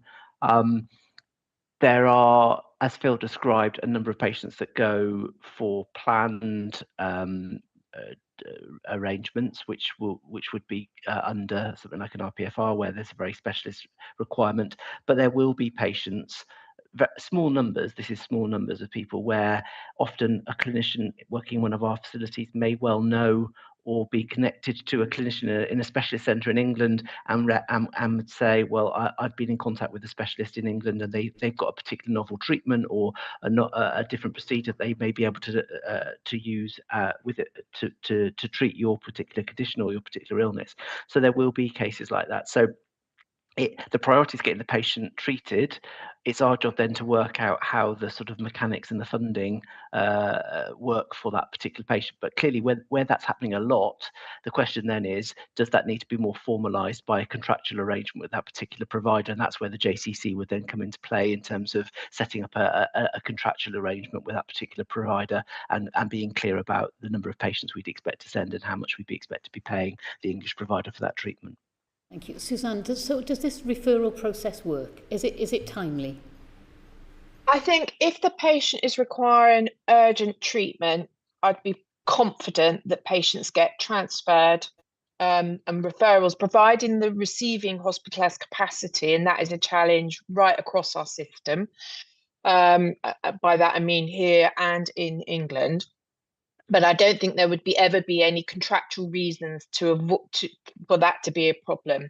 And indeed, amongst ourselves, we have what Professor Kloer was referring to as the prior approval mechanisms, which can involve escalation to a medical director or a chief executive, which has happened, and then clearly we would make that call if the patient needs urgent care.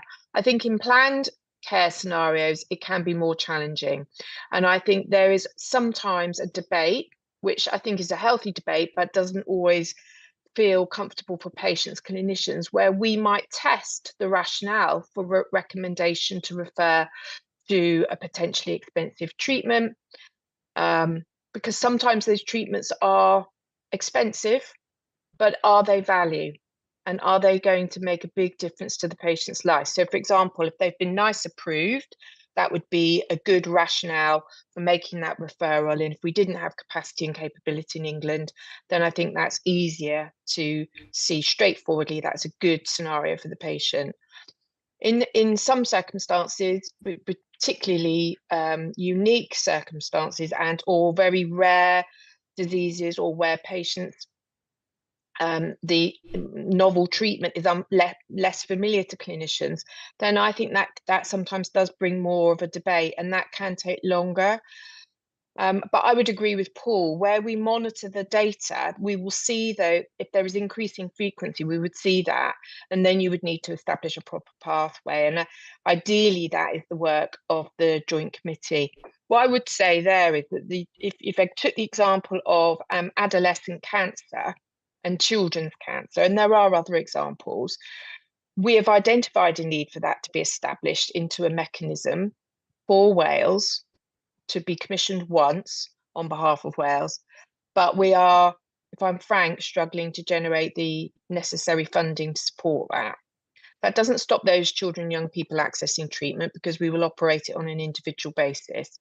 But it is likely that we would be able to increase efficiency and effectiveness, so your question, improve the pathways, if we were able to work together to agree a contracted pathway. So there are examples where there's still work to do, I would say. Let me bring in Abigail Hallett. Do you have anything else to add? Is it timely and effective in your area? Well, just to give you an idea of the sense of activity, excuse me, I'm looking at another screen that's got the detail in it. And I am able to confirm that we had 18 IPFRs and 102 prior approvals last year, all non-JCC. So someone's provided me with that information while we've been talking. So we had, for 25-26, 700 episodes of care that were the non-contracted, that was the contracted activity. And primarily that related to 3 particular specialties, so medicinal, ophthalmology and gastroenterology, and some oncology activity. And the kind of patient pathways that we would expect to see there is where there is oncology treatment, for example, that we don't have available in our locality or in the East Wales Cancer Centre, which is delivered in Velindre. And it will be a clinician-to-clinician referral where they might be wanting a second opinion through an outpatient appointment to seek advice about what the most appropriate care pathway is for patients. So we would see examples like that. And as Suzanne said, in those situations, those pathways and referrals are often very timely, because somebody's looking for an opinion very quickly in terms of determining the right patient pathway and care plan for that individual. And whether that's to transfer treatment and care to an English provider, or just get secondary advice around the fact that the patient is on the right care pathway. In relation to the non-contract activity, which would include emergency care, so non-elective, so non-planned, accounts for about 65 and 75% of the activity that we undertake. And then there'll be some other specialist areas where we don't have provision in South Wales, and we will be accessing services. And they will follow the normal referral route with the normal kind of waiting list management. And we keep an eye on that as part of our oversight about waiting times and access to those referrals that have been made. I'll pause there, but happy to take any further question. Let me go over to Philip. Obviously, I'm conscious other people want to come in here. So, Philip, is there anything else you want to add to that? What's not already been said? Well, only say that I think the referral management process itself is pretty rapid in terms of, I mean, they sometimes will need to gather together quite a lot of complicated information and but particularly in an urgent situation, it would happen quickly. I suspect, though, that patients will feel delays at time in terms of getting to the point of the referral management process. I'm just thinking about the concerns that I hear from members of the public. I think, getting all the diagnostics done, seeing the relevant people, coordinating the care up to the point of that decision. I suppose our challenge is just making sure that's as streamlined as possible at the start. And then I think trying to work out the travel arrangements, I think logistically is really difficult from particularly our area, our rural area. Okay, thank you very much. I'm going to bring in Henry Tufnell very briefly. And then... Yeah, sorry, thanks, Chair. It was just a quick clarification on some of the numbers that Phil put forward. I just didn't understand, was it you had 631 for outside the JCC and your relationships with Agnes Hunt and Bristol, but then you had 37 through the IPFR. I guess it's just that the evidence from the previous session we had was differentiating two lines, one being through the established relationships, i.e. through Agnes Hunt and Bristol, where you have that contractual arrangement, but the other being through the IPFR, i.e. being commissioned through the JCC. So I didn't quite understand how you were setting that out. Yeah, no, that's fine. I mean, so we got long-term agreements where there's a clear patient pathway where clinicians refer in through that pathway. So, to example, to Swansea, Cardiff, sometimes Cwmtaf, sometimes Bristol, sometimes Agnes Hunt. So there's activity flowing through that pathway and there are some processes we put in place even for that, but that is through a contractual route. There's an LTA in place. I suppose my point is that there will be specialist services which we commission through the JCC, again, where there's a rigorous sort of process in place. Separately, there is a process for IPFR, which is where patients are demonstrating specific exceptionality against criteria for a treatment. Normally, often that is high-cost drugs, medication.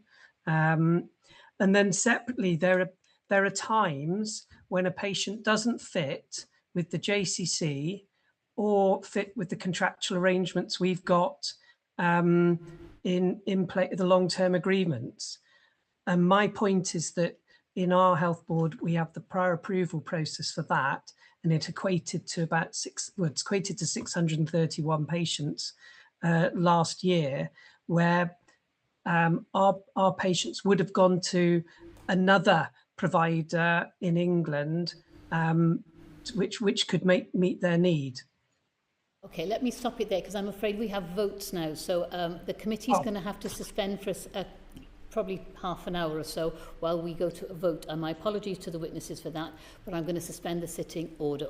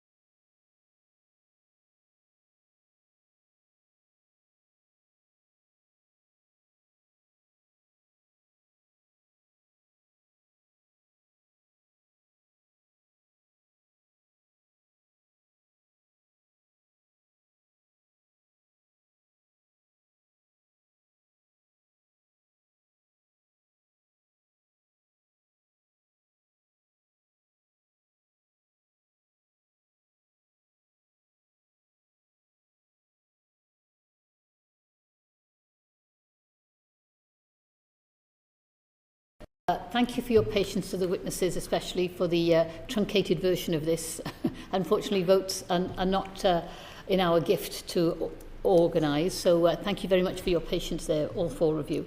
I'm going to move on now to Ben Lake, please. Thank you, Chair, and thank you all for joining us this afternoon. I should just like to ask one question regarding the process for a patient that might be referred for treatment in England via the JCC process, in the unfortunate event they have a complaint to make, and to try and understand who it is that is responsible for the treatment that they receive, whether it's something that to take up with the relevant English board, or is it something that the home or the original board looks after. And if I start with Professor Kloer.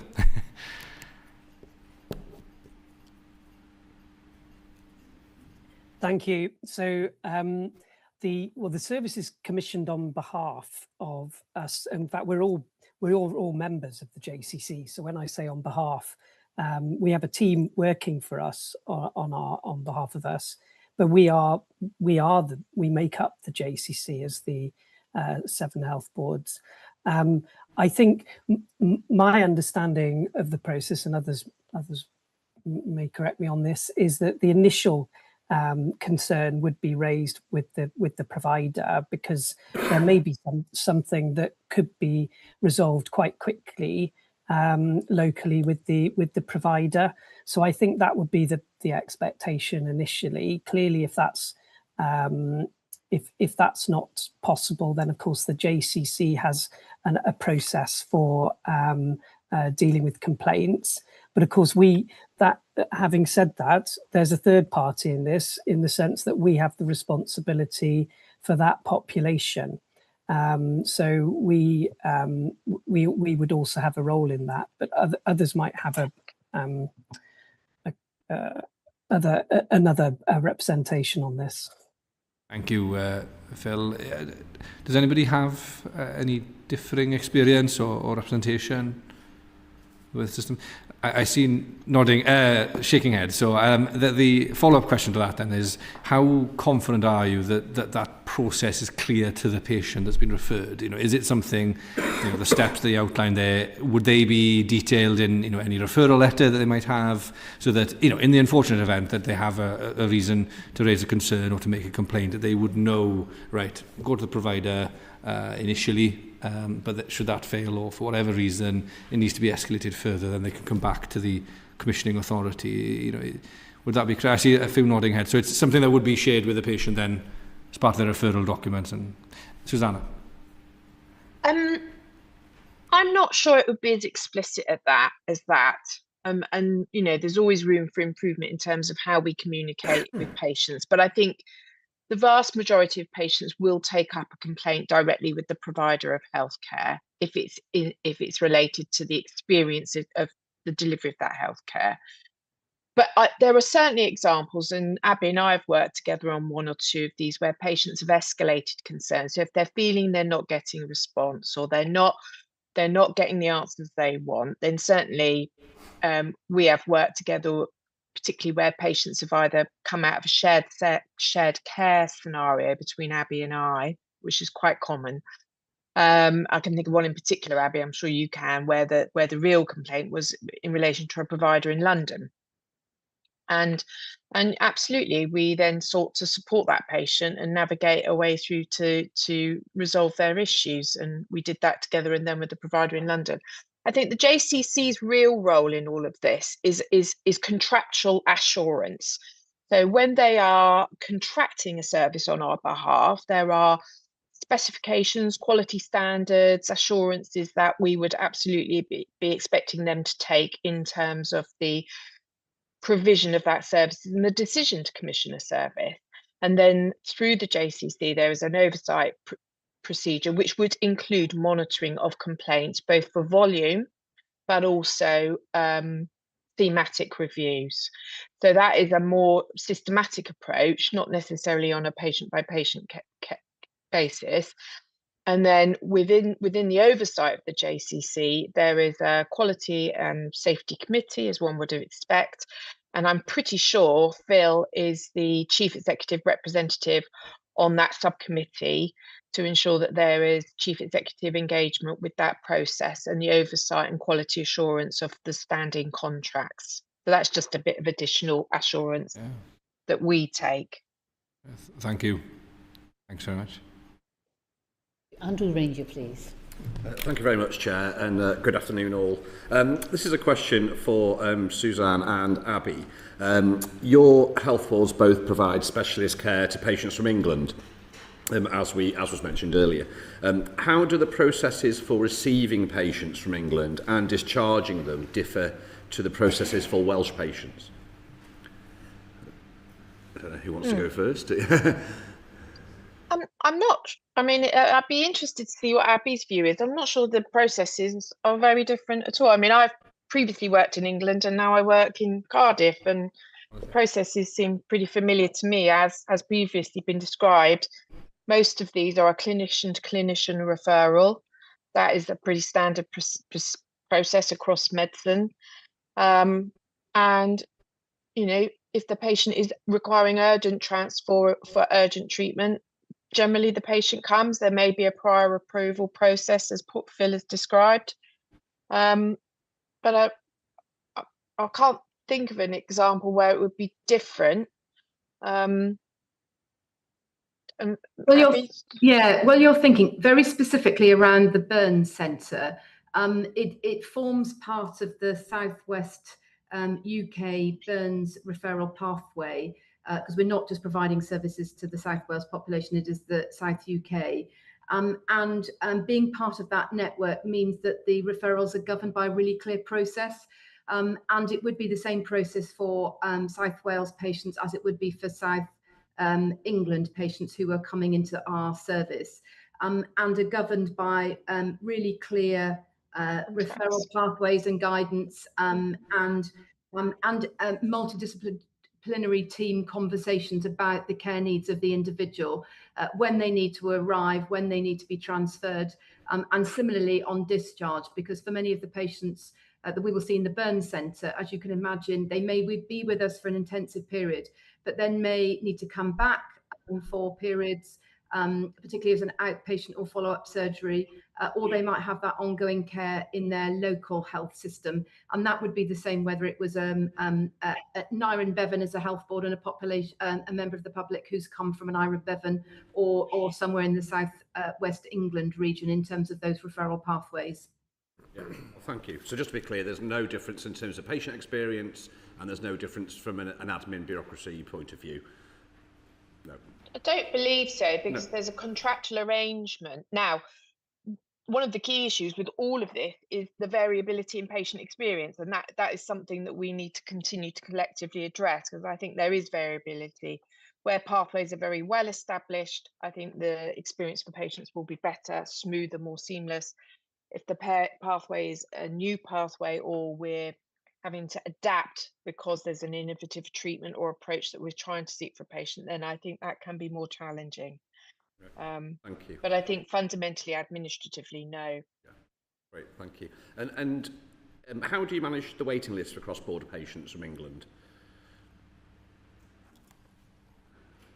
So in relation to burns and plastics, it's generally not a waiting list specialty, for the obvious reasons that it's urgent treatment that's being sought at a time of an event in someone's life that requires them to come into that service. So from our point of view, the referral pathway that's set out by the South West UK network enables that pathway to facilitate the timely transfer of a patient, to make sure they get to us at the right time. And I guess if there are constraints in terms of our capacity, so if we were full at a time that a patient needed to come to us, that's where the network would engage with other providers and other burns centres across the UK in terms of providing the timely treatment for those individuals. So for us, it's less of a waiting list issue. It's about capacity at a time that a patient may need to be treated. So If there was a major event where there were multiple burns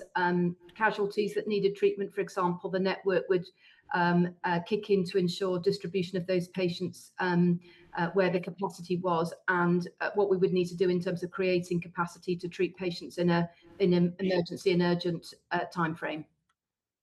And are the patients recorded within your waiting time statistics in exactly the same way as a Welsh patient, or is there a difference there? I'm happy to check, but I believe there is no differential and no discernment. A patient is a patient, and they are applied to the waiting list in the same way, wherever they come from, and they are prioritised in terms of clinical need. If the referral has been accepted and there's an existing contractual arrangement. Thank you. That's very helpful. That would be my belief, but I'm happy to check for the committee. Yeah, if you could, that would be useful. Yeah, thank you both. Thank you very much. Thank you, Chair. David Chadwick, please. Thank you. Thank you, Chair. I have a question for Abigail and Philip, and it's actually about cross-border accountability for GPs and doctors. So, as you'll be more than aware, the devolved settlement says that the Welsh Government is responsible for delivering healthcare. However, the registration and certification of GPs and doctors is supervised by the GMC, which is obviously a Westminster competency. And this is an issue that's been raised with me by my constituents many times, which is that when they have complaints about a GP's conduct or performance, they're not quite sure who to go to, because sometimes online it says that they should talk to, for example, Swansea Bay University Health Board. Other times it says you should make your complaint directly to the GP surgery, and other times it says you should go directly to the GMC. So how does that process work in your eyes? Do you think it works? And do you talk regularly to the GMC about complaints that are being made about doctors? Would you like me to go first? Sure, yes, go ahead. I suppose, look, I was formerly the medical director of Hywel, so I'm a doctor and I'm GMC registered. So I suppose in this situation where there are complaints about a practice, generally the first port of call is to the complaint goes straight to the practice, and in the vast majority of cases, that complaint is dealt with within the practice. Now, when that process is exhausted, then the complaint would come to the health board, and we have processes in place for investigating that complaint at a health board level. As to whether someone happened to go to the a health board that wasn't responsible for managing that complaint, because of the way, I mean, if it was between Swansea Bay and Hywel work, between Abby and myself, the complaint would be passed to the other health board. I mean, that often happens. On the GMC point, it's a slightly separate, but I can understand a linked point, is that if there are issues with the professionalism of a doctor, then again, the complaint could easily go through those processes. But the general public, staff in the NHS or anyone has the right to refer their concerns to the regulator, which is the GMC. Yeah. And on your other point, if I could just come in on that one. So this obviously requires constituents and citizens to do a lot of the heavy lifting themselves. Is there an automatic process by which, if somebody makes a complaint about a doctor from your health board to the GMC, that the GMC alerts you that that complaint has been made? Well, right. So the medical director, in Wales, is also the responsible officer to the GMC. So they are the link between the GMC. Where concerns are raised with the GMC, presuming it's not a concern that they feel they can't share with the health board, which happens sort of rarely, immediately that would be discussed with the medical director. There is an employment liaison advisor in Wales working for the GMC, who maintains the connection with each of the responsible officers, i.e. the medical directors, across Wales. Thank you. And the only thing I would add, I'm very aware that there are situations where we have practices who span the border or may have a branch surgery in a neighbouring health board. And Phil, we've got some of those on our boundaries. And where those instances and where there are concerns raised, there would be a host health board leading where the main surgery is based. But there are examples where we've worked very closely together across the health board boundary in respect of concerns raised by a practice that might span and have a population base that doesn't fit neatly into a health board boundary. Thank you very much. General Jones, please. Thank you very much, Chair.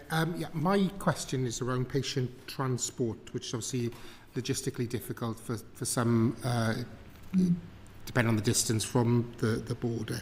So could you describe in each of your health board areas how patient transport is supported for cross-border care, please? Suzanne. Chair, if I might go first, because I do have to leave at 5 o'clock, I'm afraid, to chair a meeting. Yeah. Is that all right? Yes, that's fine.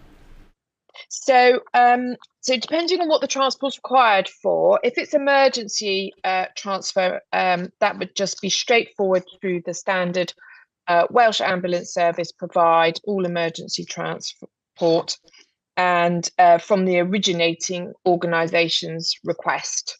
And obviously we operate that from here on a fairly frequent basis to Bristol, would probably be our most frequent destination from Cardiff. And obviously the same applies if I want to send a patient to Abby in Swansea for urgent care, burns, for example, that's the example she's used, or any of the organisations want to transfer a patient to me here at Cardiff. And I guess the reality there is that much in the same as other ambulance transfers, there is pressure on the system and the patient will be accorded a level of priority, and we have to work with that. For non-elective transport, there is the non-emergency patient transfer service, which is coordinated by our ambulance service and provided for us, as I think has been previously been described, which is available on a eligibility basis for transport. So that would be booked and patients supported. Now, I think the reality of that is that can feel very frustrating. If you are having to travel a very long way and you don't meet the eligibility criteria, then some of this transport we know can get very expensive. And I can certainly think of examples in my health board where we've chosen to pay for transfer for a patient, not in a profligate way, but because we can see that in these circumstances, exceptionally, there is support required, and all patients will be referred to third-party organisations and the patient support organisations that can sometimes support and offer grants and assistance where there isn't eligibility for the non-elective transport service. I think coming back then to Wales can equally be very challenging, and the longer the distance, the harder that can be. And I think there's particularly unique challenges for the sickest patients who may have autoimmune or may be immunosuppressed as part of their treatment.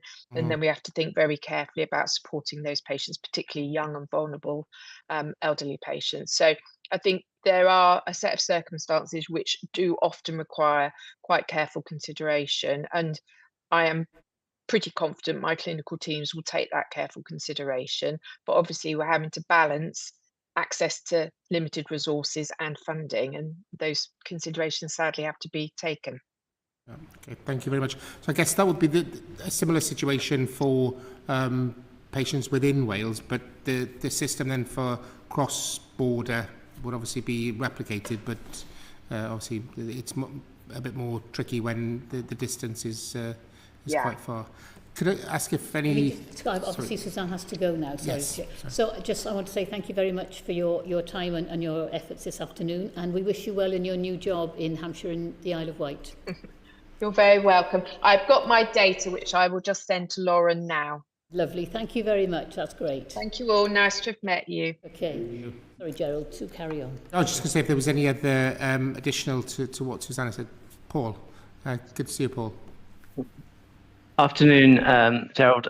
So yeah, just to add to Suzanne's point, I think there will be also very specific transport arrangements for certain groups of patients. So if you take neonatal transfers, we do sometimes need to transfer when there are not any neonatal cots available within Wales. We do sometimes have to transfer babies to facilities into England, and there is very specific neonatal transport arrangements for those patients. And similarly, patients who are critically unwell, there are similar arrangements for patients to be transported. So as Suzanne described, there are general sort of emergency ambulance and non-emergency ambulance arrangements, but then there are very specific, as you'd expect, transport arrangements for some of those more difficult and clinically vulnerable populations, where we have to have very specialist teams that will come. And often with neonatal, they will actually bring in a team who will come and what they call retrieve the baby from the host neonatal unit and take it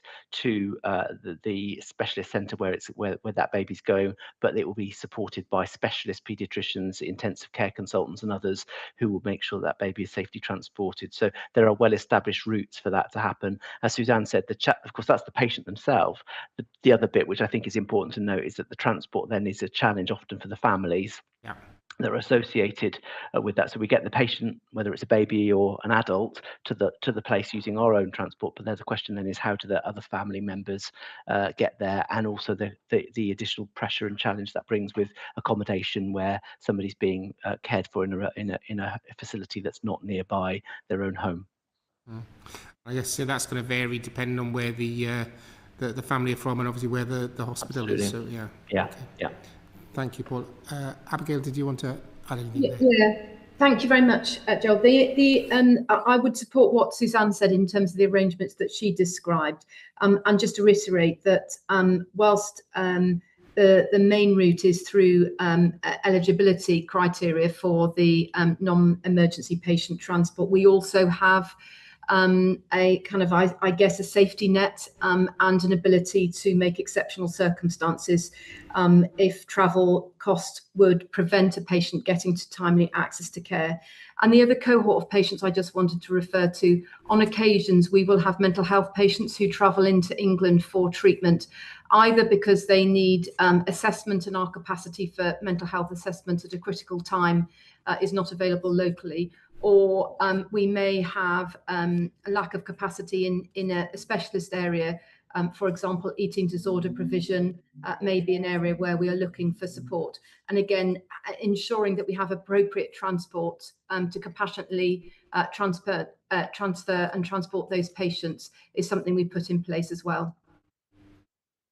Thank you. And Philip, do you have anything to add additional? Well, not much. Only to say, I think the emergency medical retrieval for our population, that service has been a big reassurance. Both the helicopter service and the land-based service. So I think the introduction of that has really opened up the scope for getting people to Cardiff if they've had a major trauma, or to get, for example, to Bristol for thrombectomy. So if it's out of hours and not operating in Cardiff. So I think that has been particularly important. But all the other comments colleagues have made about non-emergency patient transport and travel and distance, I think definitely are relevant to population and communities I serve. Thank you all very much. Thanks. Final question is Henry Tufnell. Thank you, Chair. Can I just quickly follow on that question from Gerald in respect of for Phil?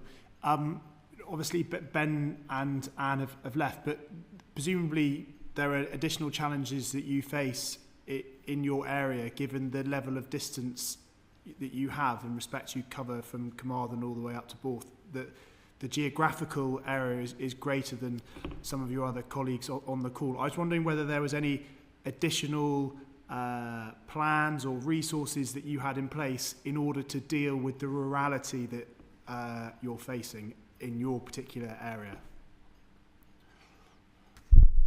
Yeah, so first of all, in all the conversations we have with the public, this is pretty much up there as in the top two issues. I think there's a couple of things which we've already got, which I think we're trying to improve on. One of them is to try and improve the access to non-emergency patient transport to reduce the cancellations. I think there is some evidence that there might be more cancellations that happen in our area. So I suppose part of that, we're working really hard with WAST on that issue. The other point is, I mean, Swansea is only halfway across Wales. So it's not just the cross-border issue for our population, it's even travel within our health board actually that becomes a challenge, let alone going to other health boards or cross-border. So the other area we're really trying to push more and more is virtual consultation, so people don't have to travel. We've had some real success in some of the most, I suppose, emotional situations where lung cancer diagnosis, we can give that to people without them needing to travel, and they can have the lung cancer specialist remotely, but they've got a specialist nurse with them in the room with them, supporting them, and that's been really effective. So I think we're trying to increase the opportunities around virtual clinics. Some of that is with Abby and Swansea clinicians. Another element of this, which we find quite hard because of our systems, is trying to adjust the timings of appointments. So for people who live a long way away from the appointment, to try not to give them appointments in the morning. That is another piece of work we're working on. We have we are discussing at board though, are there other things that we can go further on, given the fact that this is particularly a live issue locally, given some of our recent consultations about clinical services. And how does that work in terms of, you have these established relationships with Agnes Hunt, Bristol. If you want to move to a virtual consultation with a particular consultant in those areas, or if you want to change the appointment to facilitate that transport, what does that look like in terms of versus those contractual agreements that are already in place versus the ones that are not? Yeah, so it's a good point. So the challenge with this work is it's at the moment it's pathway by pathway, service by service, clinician by clinician. So I suppose at the moment it isn't mainstreamed in the consciousness of all clinicians. I do think, when you look back at the COVID experience, we made a huge amount of progress with GP consultations being online and specialist consultations being online. I think there's still a lot of mileage on that. In terms of the way the contract works at the moment, it doesn't have those, it isn't as specific as that. It doesn't have those things specifically in the contract. So it is negotiating either with individual clinicians or organisations at the moment to gradually move to that way of working. I think we do, I suppose one of the advantages in a way is that the two, there's Agnes Hunt and Bristol are the two main providers. So we don't have, I suppose if we were aiming at the majority, at least we don't have a myriad of providers that we need to aim for. A lot of it is the way that Abby and I work together, because that'll be the majority of our commissioned activity actually is undertaken within Swansea Bay rather than the other health boards or in England. So this is something that you're aiming towards rather than something that happens now?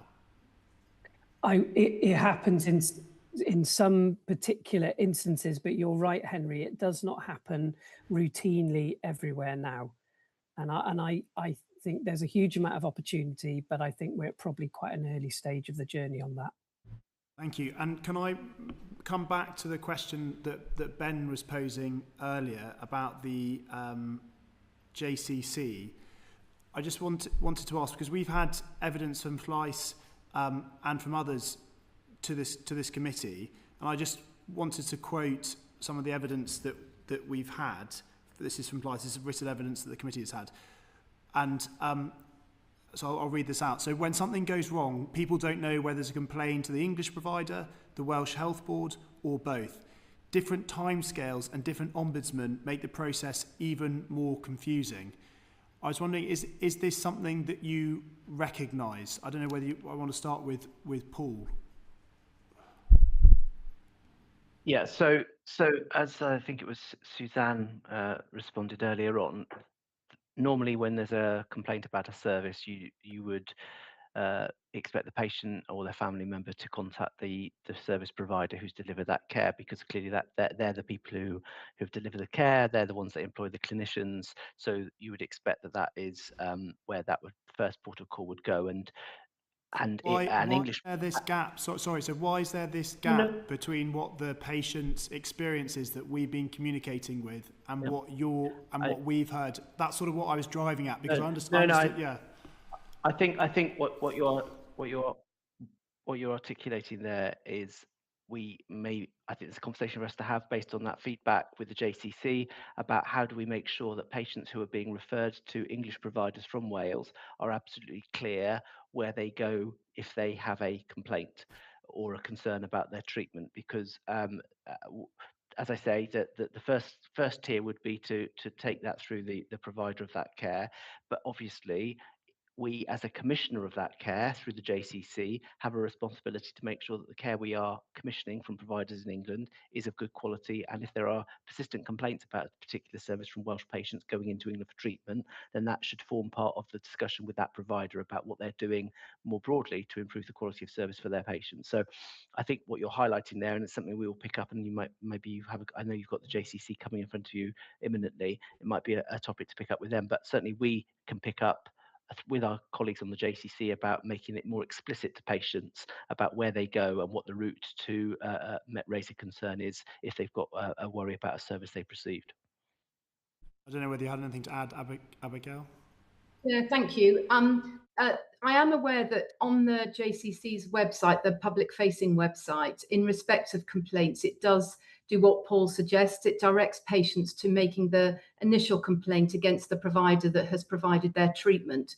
I did spend a brief spell before I came to Swansea Board, Swansea Health Board, in the JCC, and I am aware that there are processes if individuals who've had treatment in an individual provider and they're not satisfied with the outcome of a complaint process, they can raise that with the JCC. And when I was there, was involved in a patient case where that was exactly the example. So I think Paul's right. We can take this away. If that's the feedback that Fleiss and patients are giving, we can certainly pick that up as part of our conversation as members of the Joint Committee of the JCC as needing to provide further clarity for patients and making that more explicit. Thank you. And my final question is about whether you think it's working in terms of what aspects of the collaboration require the greatest improvement in respect of your individual health boards and the JCC. If I start with Phil. So you're asking what aspects of the JCC collaboration need further work from our perspective as a health board? Yes. Okay. I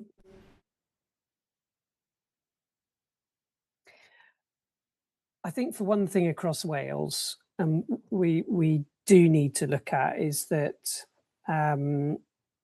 well, first of all, I think the collaboration itself of having all 7 chief execs there is a positive thing, and we do have a good team of people who work with the on all of the joint commissioning committee arrangements. I think there's 2 good committees with the Quality Safety Committee, which I sit on, and there's a planning committee and performance committee, which other chief execs sit on. I think all of those arrangements are positive. I think it is look, there's always a bit of a challenge when you've got commissioners and providers sitting around exactly the same table. I think it's a challenge for Cardiff and Swansea particularly, being part commissioner, part provider, and there are others of us who are more providers. So I think there's a difference between the 7 health boards' experience of that. I do think from one of the things we've discussed is that in Wales we probably do have some duplication of specialist provision. That is something that we're looking at, whether we're getting the best value out of the resource that goes into the JCC, given the duplication of services. But yeah, I may need to think a little more on your question. Abigail, is that something that the duplication? Yeah. I think there are a couple of things that we are working through. So there are things that we're aware of as a committee. Inevitably, when we're developing the commissioning plan, we have to make some really difficult choices because there isn't enough funding in the system to enable us to do all the things we might like to do in terms of commissioning decisions. So the development of the commissioning plan is inevitably one where we have to make decisions on maximum benefit and outcomes, and that annual process that we go through enables us to focus on the areas that are obvious priorities coming through that. There are some areas that are commissioned through the specialist commissioning arrangements in NHS England that aren't commissioned through the JCC in Wales. And as a provider as well as a commissioner, we sit around the JCC table with our commissioning hat on, as Phil has alluded to. But there are areas where there are some frustrations around how we commission services that are not commissioned through the JCC, but are actually more specialist services. Suzanne and I have got a provider partnership where we're working some of those things through around how we commission some of those services. But again, the collaboration, the conversations we have with chief execs, it's really helpful that there are a small number of us. We meet very regularly and we have vehicles through which we can have those conversations. I think the other thing that Phil touched upon very briefly is that we do have a number of services that we are needing to review to make sure we've got the balance right between actually being able to sustain a service into the future and having a critical mass of population, but perhaps because the way that we deliver care is changing, or that we need a critical mass of population. So the JCC is reviewing jointly with us cardiac surgery, for example. Suzanne and I are both cardiac surgery providers, and neonatal services, where we've got 3 units across South Wales, and the kind of clinical expertise suggests that we might need to move to a different model. Clearly, we will need to engage patients, and we will need to balance access with sustainable services with the right outcomes for patients, high quality outcomes. And I think some of the challenges, JCC is relatively small organisation hosted by Paul's health board, and sometimes we would like to go faster with some of the work that the JCC is being undertaken, and sometimes it's capacity that is contributing to the timescale for some of these issues. So in the programme of work this year, as I said, we've got a review of cardiac surgery and we've got a review of neonatal. We're also doing a deep dive into the IPFR process because that's been an area where expenditure has increased over the last 3 years, and looking at whether there's anything we can do to improve the process and what the outcomes and issues are from that process. So we do have a programme of work, and the JCC is still evolving. I know that we've got a new, and I believe you're meeting Juliet, the new Chief Commissioner. I think she'll bring a new perspective in relation to commissioning, because I think the other area of challenge back to us as a committee is making sure that we are getting the contracting arrangements right, but also making sure that we're commissioning for outcomes. So we're very clear what outcomes we want to achieve for the services that we are commissioning from whichever provider we are commissioning through the JCC. Thank you. Paul, have you got anything to add? I mean, do you reckon that lack of services, or in terms of when you compare it with NHS England?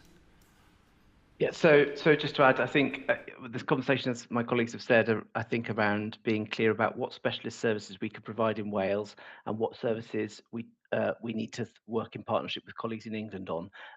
That when we're talking about these very specialist services, there is very clear evidence that says to provide those services safely and securely, they need to be provided at a scale for a population that is sometimes beyond the population of the South Wales corridor, or indeed the North Wales corridor. So there will always be things, I think, where we will be needing to partner with organisations in England.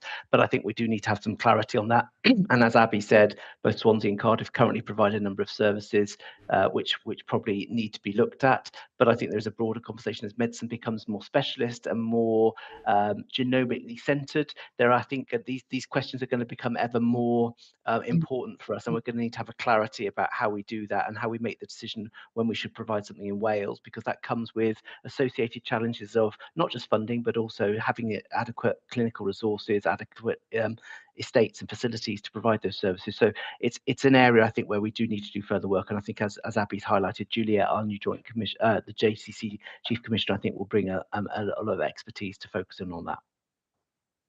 Lovely. Thank you very much. And I want to thank all three witnesses for your time this afternoon and your patience during our truncated version.